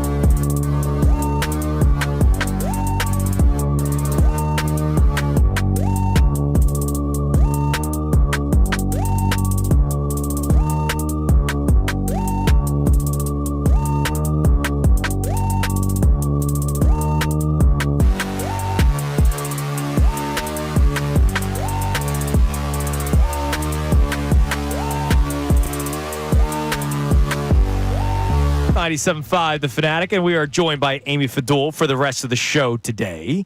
What was the excitement like in the Fadul house? Are you kidding me? On Sunday. We went bananas. It was. I think the first there was like a swell of like going crazy, and then at the end it was kind of like a little bit like down, and then it went up again. Yeah, you know what I mean? Because it was like almost the realization. It was a foregone conclusion at that point. But the excitement, the realization early in the midway through the fourth quarter that it was indeed a Super Bowl on the horizon. Sean had changed jerseys, I think, twice during that time. So he started off with his Reed Blankenship, and then he went to Quinyon Mitchell, and then he went to A.J. Brown. Okay. So 3 times, I guess. There was a three jersey change these are type important of day. notes. Listen, the kid loves his jerseys, and that's what he rocks. How old is he? 10. 10. So he appreciated 2 years ago. He did very much so. How did he react when they lost? Not well. He's not. He does not do well with that I cried. stuff. I cried in 04. So yeah. I did too. I would always say, show me. So we were 10. So we were 10 years old when they lost to the Patriots. He was very bummed. Show me a good loser, and I'll show you a loser. Yeah, he was. He was pretty bummed. This kid needs to. I like that. Damn right. Because of the way that they lost. Are you? I have a tweet that I need to read, but I want to ask you about Kellen Moore first. Adam Schefter was on with us earlier today. Yeah. If you speak Shefty, he's basically saying he basically said it's a done deal. He's going. You to do New have Orleans. to speak. You need a translator. You got to learn how to speak Shefty. Yes. Concerns for the Super Bowl / concerns for next year that Jalen Hurts would have to have another offensive coordinator. Yeah, I mean, obviously that's like not ideal, but if anything, Jalen Hurts has said, keep throwing them at me. Keep throwing them at me. As long as it's somebody that is, I don't want to say like anything disparaging too much on Brian Johnson, properly vetted, and not just like, Two hey, creams, one here's sugar. a person that you're here. I feel like that's the way to go. There's a lot of really, really smart football minds out there, like offensive minds, and I feel like you can find those guys. Shefty said they look within first. I don't know who like the hot commodity is. I know they love their running backs coach. It's a big jump. But, I mean, we're talking offensive coordinator. Like, when Brian Johnson got the job, there was talks when he first got hired that he is a future offensive coordinator. I don't think there's anybody on the Eagles staff that's like future OC. If Cliff Kingsbury Cliff Kingsbury left Washington, they were expected to pick Brian Johnson to ascend. Okay. So he is in that Yeah, he's in that mold. He was in direct that if But I don't know Kingsbury left, who that guy is on the Eagles. Saquon Barkley, player coach, who says I don't think Done. there is one. Done. Just keep giving me the ball. Exactly. That's the play call. There's only 2 plays on this right now. But I just got a tweet from our man Steve from Philly, who, to get tweets from him all the time. Why would Kellen Moore want the New Orleans job? He could wait a year, make another Super Bowl run, and be up for possible jobs with better teams. $7 million, $8 million a year. Yeah. And also, that's not a bad job. That division is wholly winnable right now. You're right. And oh, by the way, right now, it's a head coaching job. Like, yeah, I get it. I know 32 of them. Vic Fangio's happy and now. There's no guarantee next year, right? Exactly. What if he has a horrible year as the OC? What if where there aren't any jobs? There's only a worse job. Right. He takes that New Orleans job. Think of when Nick Sirianni signed here. Nick Sirianni signed a 5-year contract, $35 million. He took pen to paper, signed his name, and realized the rest of his life is covered. Yeah. You a lifelong dream, you're an NFL head coach, and you've just made enough money, it's generational. Yeah. But if you wait for next year, like what are you waiting for? Go. What team is going to be better than I think the Saints are a decent situation. Take it. Right. And not many coordinators are, I want to be a coordinator for life. So, some are better suited Some are better suited, but they're always striving for that next step. Norv Turner strikes me as a guy that should have always just been a coordinator. Buddy Ryan. Buddy Ryan should have just been a coordinator. Been a coordinator. Vic Fangio maybe is just a coordinator. God, guy. he was terrible as a head coach, Buddy Ryan. All right, so I want to play some from Nick Sirianni, and then we will celebrate some more of Cam Jurgens and Landon Dickerson, because, man, they had to play literally through a lot of pain this past Sunday. Here's Nick Sirianni talking about them yesterday. We'll see. I know how tough these guys are and how hard they work, and all these guys are playing through bumps and bruises right now. And, I just see their relentless work and their relentless effort to get themselves in as best shape as they possibly can with their bodies to be ready to go. So time will tell, and we'll see as that goes. But I know that these guys are are doing everything they can do. I can't tell you how much I respect what they go through and what they put their bodies through to play this game that we love. Yeah, I just got so much respect for that. And just, I mean, toughness is a characteristic that I value so much, you know, in life and in football. And we got a tough team. And these guys, you know, the guys you're asking about, they're tough as heck. You can go a long way with that, with toughness. They're going to play in the Super Bowl. There's no doubt. But to his point about like the toughness and the appreciation, there was a moment on the sideline, John. I don't know if you caught it because you're in the booth in the press area. They showed it on the broadcast where it almost looked like Landon Dickerson and Cam Jurgens were fighting like brothers. Because Landon Dickerson's like, you know, hobbling on one leg on the sideline. Jurgens is trying to say, "Yo, I'll go in the game," but Landon's like, "You got a back injury, he comes dude." up to him and is just like, "I got you." Listen, I watched the warm-ups, and when Landon Dickerson was out there, fine, all good. Yeah. He's taking the snaps. That's when you knew. Off to the side, Cam Jurgens is trying to bend in the snap position. It looked like your grandfather trying to go down and pick up. I was like, this man is in serious pain. So when you saw that sideline exchange that you're talking about where he looks over, it's like, no, he's fully dressed as his helmet. And you're like, what's happening right now? And it's two dudes be like, no, I got you. No, I got you. Right, exactly. Okay, we both got each other. Someone get in the game. Let's go. No, your injury's worse. No, your injury's worse. I want to play. Yeah, I want to play. I'm sure you have that with your two sons. It tells you all about everything you need to know about the internal communication. That's why I say to you, I believe the players fixed the locker room. Oh, yeah, I understand. Oh, I agree. I think they fixed it. I don't think it came from anybody above. I think Sirianni oversaw it. And look, a lot of it. I don't think you oversee. But a lot of it starts with him and QB. I think he does bring together quite a bit. I think he quelled any kind of questions. I'm not saying he was the one having like a kumbaya moment and like around the campfire, but I think Sirianni did quell a lot of the questions or any kind of concerns maybe the players had. Right. And then they felt confident within each other and themselves to be like, okay, let's get this on the right path. But I think he has to get some credit in that regard. Now I want to go through this. Sorry, guys, I teased an award that's not real. CBS. What did you do? CBS is going to do an Offensive Lineman of the Year award. I don't know if you saw Deion Dawkins, Temple Made, Temple Proud. Love you. Before the AFC Championship game, had a press conference and he said, how come there's no Offensive Lineman of the Year award? Like, obviously, they get honored All-Pro and said, Pro I'm Bowl. going to make sure there's one before I retire. And so CBS said, all right, we'll jump on it. We'll have some fun with it, and we'll do one for our own. So here are their nominees. Deion Dawkins. Well, it was his idea. It's his idea. He has to be on it. I don't want to mess with him if he does. Creed Humphreys, center for the Chiefs. Mm-hmm. Chris Lindstrom, Falcons guard. Quinn Miners, guard of the Broncos. Penei Sewell, tackle for the Lions. Joe Thuney, offensive lineman for the Chiefs. Tristan Wirfs with the Bucks. And, of course, Lane Johnson. They just named all the Pro Bowlers. Just give it to Lane Johnson. Yeah. Here's what they wrote about him. This is why he should win. There's no question. Johnson is the class of right tackles. Maybe the best offensive lineman in the entire NFL. Johnson's been dominant for a long time now and is widely known among smart NFL people that when you take Johnson off the field, the Eagles' offense can really bog down a bit. That's how good he is. That right up alone, just give him the award. There you go. I think it works. I think so. If you suggest an award, you should get it first. By the way, you know who wrote it? Will Brinson. Oh, well, then there's Will. Who was picked against the Eagles. Oh, I can't wait. Countless times. I can't wait to see Will. 8 wins? Did he have 9 wins this year? 9 and 8. 9 and 8. I can't wait to see Will. Just missed it. Just a bit outside. Just by a little bit. Maybe he said 9 wins in the first 2 months of the season. Maybe that's what he meant. No. Remember, we brought him on and had a chance to change his mind. I know you didn't. You changed his mind to 10. Yeah, that changed great it work to by 10. you guys. One whole win. All right, coming up next, I'm surrounded by 2 journalists here, journalist John and journalist Amy. How about 1.5 journalists? The Sirianni Reed storyline is being talked about again, obviously. I'm going to read a blurb from the story. It's from the Associated Press. I want to get your reactions to it. It is Kincade and Salciunas, Amy in for the rest of the show here on 97.5 The Fanatic. Fanatic Sports Update. Learning from the last time, I'm Connor Thomas, and the Eagles are preparing for Super Bowl 59. Nick Sirianni took to the podium yesterday to give his first look towards that matchup, and of course, it's a rematch with the Kansas City Chiefs, so he talked about what you can learn from the last time. We have notes that we're going through and that we've been going through, a couple tweaks here and there, and a couple things that will stay the same. But of course, anytime you go through any situation like that, you take notes like that.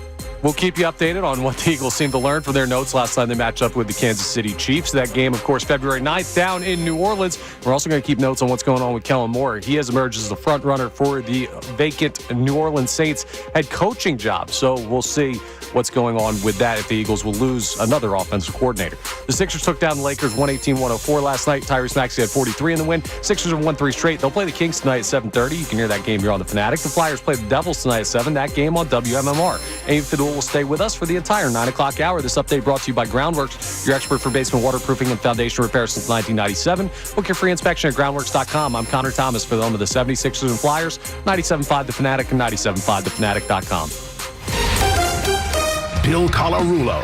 What a magical season this has been. They've won 7.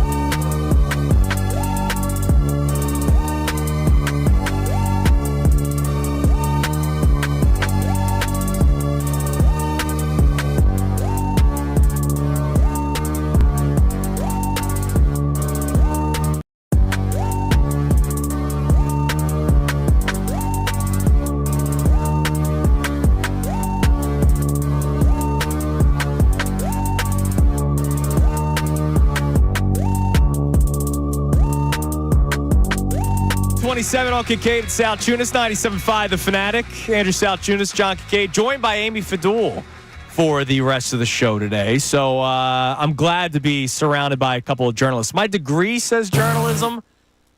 Does it really? It's a loose term. It says it. Mine says rather than fail, RTF. Well, it used to be RTF when I was there at Temple. C's get degrees. Radio, television, and film. Oh. But rather okay. than fail is what every other student told us. Mine says broadcast journalism. See, look at you. There we go. That's Look at why me you're go. a journalist. You put it to the test, at least. John halfway has put it to the test. That's why I call him Johnny Journalist. How are you not here? I'm just a radio guy. I will tell Amy literally the that, definition of it. I asked my students at the very first class. Yes. I say, who are the local media that you can identify? And none of the local TV station sportscasters were able to be identified. Not one hand went up. Except Amy Fadul. No, John Clark and Amy Fadul, because they think of you guys as NBC Sports Philadelphia. Well, but Channel we are. 1036. Oh, okay, got it. Nobody knew any names. Well, John, yeah, he's much more obviously focused on Channel 10. John Clark, but they obviously were works all, with but us they too. were all over. We're all part of the. You're all part of the family. We're all in the family. And Fantasy they, family. but the kids, the amount of kids that couldn't identify stuff that, like, I think not one of them reads. I don't know how much they watch local Not- news. I asked every one of them. They watch the Any one of you sports. watch local news? No, their Not one hand went up. journalist is Pat McAfee. And I said, how many? I said, how many of your parents watch local news? Every hand in the room. How many of their parents read the newspaper? Yeah. Well, that's a whole nother one. All right, so speaking of reporting, I'm curious. Does the Andy Reid, Nick Sirianni storyline do anything for you still, considering what? this the second? I'm just That asking. he fired him? Oh, A heartless Oh. bastard? No, Andy just the Reid? fact that it's old Eagle head coach versus current. Well, Eagle. didn't Andy heartlessly fire the young man? I don't think it was heartlessly. Didn't Andy get fired himself? Yeah, and Andy brought in his guys. So It's I don't think that storyline has anything. there's no water there. But here's the new one. What's This that? is from the Associated Press. I don't know who wrote it. It just says Associated Oh, Press. that's a staff filing. It's on Fox, the website, but it's from the Associated Press. The headline: Andy Reid and Nick Sirianni have this in common, and it's not coaching the Eagles. It's Eagles fans wanted them fired. Oh, I mean, See, I don't agree with that. Well, that's a factual statement. Well, no. Whoa. But that's I didn't want What Sirianni. percentage? But What that's the thing. We that's never a, want. That's a pooling report. The kid Right. that wrote that probably graduated, or maybe is currently still there. The AP has like all the they're staff writers, so they're just pulling. Well, because we got two people in this room and a third who never advocated for him. Or did you? I did last not. summer? I did not Sirianni? want him back this year. Okay, well then you did want him But fired. in season. Okay, I was not. Then I am the only one. Yes. I that would think said no. I thought it was ridiculous. there was a large chunk of the fan base that was I'd say very majority. concerned. Yeah. Look, about him returning. I'm not biggest- saying they wouldn't fight. They were just I like, think he's it was back. Oh. I couldn't believe to me that somebody would advocate 3 years in the playoffs, 3 years in the playoffs, trip to the Super Bowl, everything like that. Fire him. My biggest at that point, I reason, said he has John, to get one more chance. And I said this to you a couple of times. Imagine any workplace. And look, I'm glad clearly that it didn't happen. We're talking Super Bowl again. Right. In any workplace, if your company is failing for 2 months and then management goes, all right, so what's your plan to fix it? Oh, no, it's the same plan. Yeah, this is It's plan's the same plan. good. We're going to beat the Bucks. This plan's good. We're going to win this playoff game doing Plan's the good. exact Don't you remember same my plan thing. from 7 months ago? Yeah, that no. was a good plan. You liked it in 7 Okay, months what ago. I would- Same what I- plan. what That's I would- why I did not want to bring Well, it what back. I would say to you guys is that the reason that they lost that, I think, is very obvious now. He was dealing with incompetent boobs. Yes. He was dealing with Matt Patricia. He was dealing with 2 creams, 1 sugar, who's now down in Washington getting coffee for the head coach, Dan Quinn. He was dealing with an incompetent staff. Correct. I'm not holding Nick Sirianni responsible for that, especially when Nick Sirianni did not hire them. You know he did not hire them. Well, he didn't hire these guys either. No, he didn't. No, he didn't hire- didn't. he didn't hire Vic. But what does Nick Sirianni do with the competent coordinators? He wins. He's gone to Super Bowls. He wins, He's damn a it. winner. Yeah, I don't think I was of the mindset I wasn't like, you got to fire him, you got to move on. I was definitely of the mindset though, questioning like, is he going to be the guy? Like I was fine with giving him another year. I just didn't have my confidence, wasn't really through the roof. That's real. That's and I fair. feel like that was probably the majority, but there was a good number of people that absolutely wanted Nick Sirianni gone. I think that was I think the majority opinion was what Amy just said. Yeah, dude. Is that- I not wanted him fire out. him. No, I wanted him gone. Yeah, I didn't want him was gone. wrong. I just I thought won't hide from it. Yeah, I don't think the but I think majority that's why wanted him fired. that post is out there because there was a lot of people that. So Hang on, here's though. go ahead. Has there ever been a head coach in the history of the Philadelphia Eagles that Philadelphia fans have not wanted to fire? That's also correct. Come on. Well, I You could say say that this. ding, ding. Andy Reid, after They only want him back after they've already left. when they Right. when they blew the Carolina game, I remember it was a snowy parking lot. Okay. And leaving the snowy parking lot after they lost to Carolina in the 2004 January NFC title game, it was a cavalcade of Reid has only taken them so far. You got to make the switch. Right. And remember, right after that, the Tampa Bay Bucks got rid of Tony Dungy, brought in John Gruden, and won a Super Bowl. Yeah. And They wanted him gone in that year. They wanted him gone after they lost to the Cardinals. oh yes, That was a big one. and they were 9-7 that year. Yeah. Or 9-6-1. I can't remember. Yeah, that might have been the 9-6-1 tie. year. It was the tie year. But Donovan finally figured out that they're allowed to have ties. So here's some of the here's a blurb from the article. Players rallied around Sirianni after the fan controversy in October, and that win against Cleveland was the first of 10 in a row. The Eagles tied a franchise record with 14 wins and got 3 more in the playoffs, scored a record 55 points against Washington in the NFC title game. Quote from Nick Sirianni, this game is about overcoming adversity. There are going to be good plays in the game, and there are going to be bad plays in the game. There will be good moments in the season and bad moments in the season. It's about overcoming and embracing the adversity because really what we've talked about as a team is like adversity. We've all had it. We've all had adversity to be in this moment where we are right now. Is there any adversity? A lot of adversity. Now, our man Rob Motti, as Kevin Cooney points out to me, he did write the piece that said that fire Andy chants echoed through the stands during his final season, and then Nick Sirianni heard many of those same yelling fire Nick the week of the Browns game. Right. I would say to you, being at that game, as Rob, I think he was that day, it was not, fire Nick chants were not overwhelming the stadium. No. It was not in That was at the end of the any way, season. shape, or form. Yeah, I feel like you didn't hear It that. was frustration with the game. It was frustration Yeah. with the game. Now, here's the final line that I do like. Win or lose, Andy Reid's legacy is set. He's a Hall of Fame resume. For Sirianni, a victory could silence critics once and for all. See, now that's not Until true. week 2 next year. When Once and for- when you See, lose you could have next said year. something. You could have stopped right there. No, because you Doug could have Peterson stopped right there. Doug Peterson did 9-7, 9-7 Yeah. after winning a Super Bowl. Yeah, but he got booed. Nobody was saying to fire him. The team booed him in the Correct. banner Yeah, game. but you're going to That's get why you can't booed. say- You're going that's to why- get booed. That's If why you you play can't like crap, silence you're the going to get critics booed. forever. You'll But never nobody was- silence the critics forever. Yeah, but nobody's saying fire. See, I was saying remember when fire the Eagles Doug. won the Super Bowl the next year, when people were upset at halftime, I was one of them. Because I'm the person of, all right, you got the taste of it. Now you want now Yeah, you want let's the whole keep it steak, going. right? Let's keep going. I don't want to go back to losing. I Yeah, want to no. win again. I Yeah, don't know why that was. You're looking at Bill Belichick. They Right. didn't start booing him that after was they kept frowned winning. upon. Like people were like, "Oh, come on, No, don't no. they just won the I want another one." Yeah, I'm- sustained no, success. It's a topic for a later day, but I'll tell you, I worry about myself as a fan if they win another Super Bowl. Because Are you going to get soft Now on you're me, that- John oh, Kincade? now you're that guy. Dude, I'm telling you, I'm owning it. I have a feeling. You know what? I might get really soft. You know what the hat I'm going to put on? I'm going to have to be the ass hat on this show if Well, I you thought you soften were. up You're on gonna, me. you're I gonna thought you were. demand it. All right. It's on the job description. Coming up next, we have the Kincade Salciunas Key 3 best minutes from today's show. Amy's favorite time because she gets to hear German John. Also, speaking of Amy, very big, important question for Amy Fadul that Connor Thomas reminded me of. We'll discuss that next. Kincade Salciunas, 97.5 The Fanatic.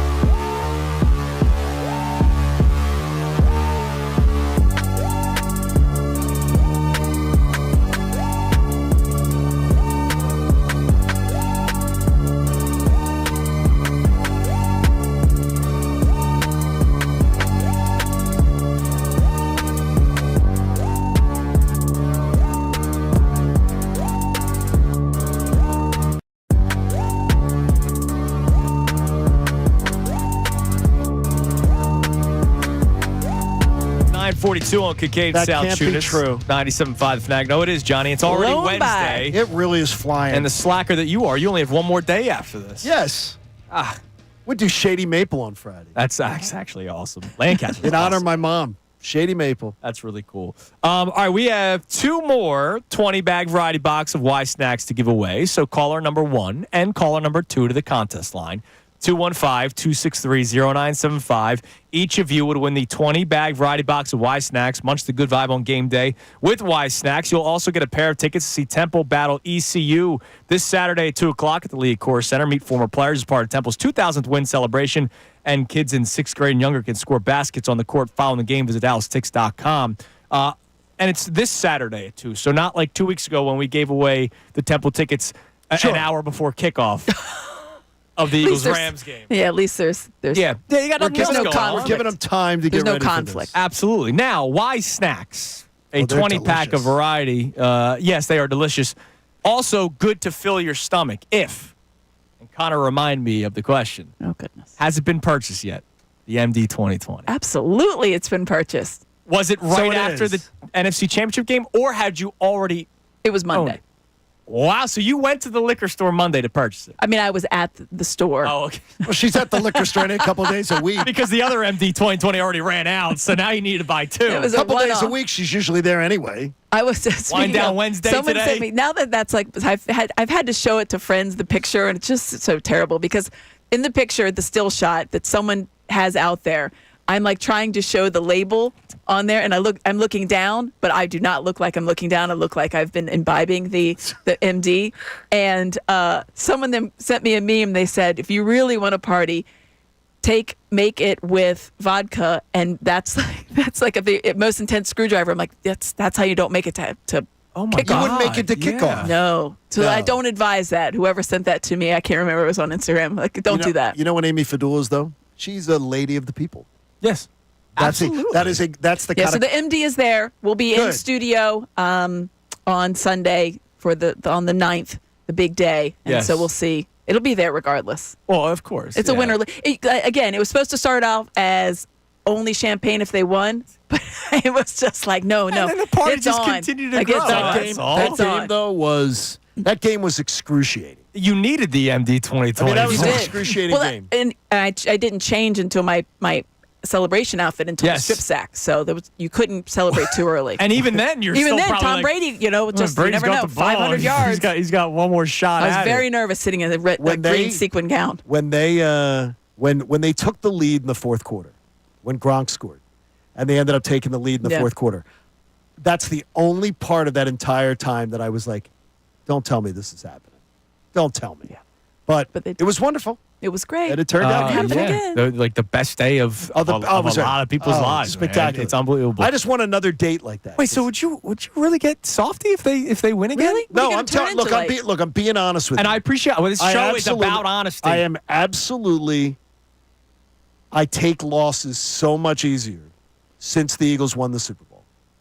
I do worry about the Eagles win a second Two one. Super Bowls. Like being like, You're just like, this it's all is right. like, this is, okay, It's they'll fine. be fine. We got next year. Like it was always about, damn. And would you translate it across all sports? Because No. I've seen people do that. No, I've seen because the people be like, Phillies- "Oh, the Eagles won the Super Bowl. It's okay." No, the Sixers don't get any. The Sixers are going to get my venom. The Phillies, well, Phillies are they're next up. So. the Phillies are in annoying status. If they take another step back this year, this was a wasted window. Wasted We ain't window. losing. By the way, guys, we forgot to mention they lost Austin Hayes. Oh, He goes to the Cincinnati it's Reds. tragic. The big trade deadline acquisition of Austin Hayes. I heard all about it. Oh, the platoon. no, but you did hear a platoon. no. It wasn't a platoon. Oh yeah, he was the star. Yes. You're right. And then 2 days later, Rob Thompson comes out and was like, no, he's basically going to be there for 10 days, and then we're going to try it out. I'm like, oh, gosh. Can I quote Connor Thomas? They'll be fine. They'll be fine. They'll be fine. They'll be fine. They What are you will worried be. about? They'll They're be winning 95 fine. games. They're going to be fine. Connor, by the way, the name of players that you gave us a couple weeks ago, don't worry. Jerkson Profar still out there. He's out. Yeah, he's a Brave, too. Santander, he's still out there. Yeah. He's gone. They're running it back, baby. How will we survive with 95 more wins at a They're division running title? it back, baby. Well, you know how you God save You us. know how you don't survive when the LA Dodgers go, yeah, have fun with your roster. We have 3 rosters on this team better than yours. Oh, my Buddy, gosh. it's January. We'll cross that bridge when we get All to right, it. it's time now for the Kincade Salciunas Key 3 best minutes from today's show, brought to us by Von C. Brewing. Now, the Kincade Salciunas Key 3. Today's best. Who is Jalen Hurts as a quarterback, and what's the best version of him? So I'll take you back to the bye week. I'll pat myself on the back. I wanted the Eagles to go run first, and I wanted Jalen Hurts to attempt 20 to 25 passes a game. Now, he attempted it 28 times this past game. I wasn't complaining about that. No. He was great in the NFC Championship game against the Commanders. But I wanted them to rely on the offensive line, and you're not MVP. He's not going to win MVP, but a guy that will get MVP votes, your running back in Saquon Barkley, who was running like his hair was on fire back in the first 4 weeks of the season. So I wanted to say, hey, instead of using him as the secondary weapon, why not use him as the primary weapon? And once teams load up the box to try to stop him, that's when you see the efficient throws to A.J. Brown, Devontae Smith. I understand it is criminal that A.J. Brown gets like 5 targets a game. A.J. Brown, who will go down arguably as the best wide receiver in Eagles franchise history. No we have question talked he about will. him as T.O. in his prime at this point. Sure. So I understand that it's criminal, but that, I believe, was the best version of Jalen Hurts on the 2024 Philadelphia Eagles. Do I think he could drop back 30 times and win a game? Yeah, I've seen it. Okay, here's but the problem. with this team, I love this version of Jalen Hurts. The only problem I had with that whole philosophy, and it got them to the Super Bowl.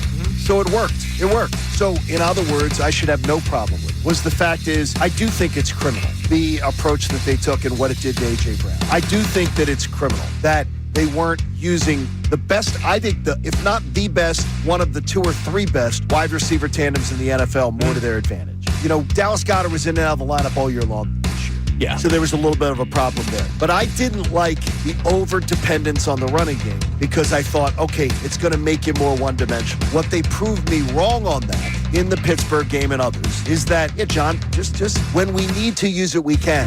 Our man, Jeff McClain. Jeff, good morning. You know, this team, I've been around a lot of teams. I've been around championship teams. I've been around teams that have gone to the Super Bowl and haven't got it. I mean, they've gotten here because it's everybody. There's a really good vibe in that locker room. There's a lot of good guys in that locker room. And I think that does factor into having a championship caliber team. What's up, Shefty? Good morning. Good morning, gentlemen. How are you doing today? Obviously, earlier this week, the New Orleans Saints conducted the in-person interview of Kellen Moore. You always have your finger on the pulse of what's going on. What are the odds that Kellen Moore is the next head coach of the New Orleans Saints? Rising by the day, increasing all the time. And, 48 hours ago, I would have said he's right in it. And I think, they haven't made a decision yet, apparently. They haven't finalized any deal, to my knowledge. They can't, but it certainly sounds like it's trending Kellen Moore's way.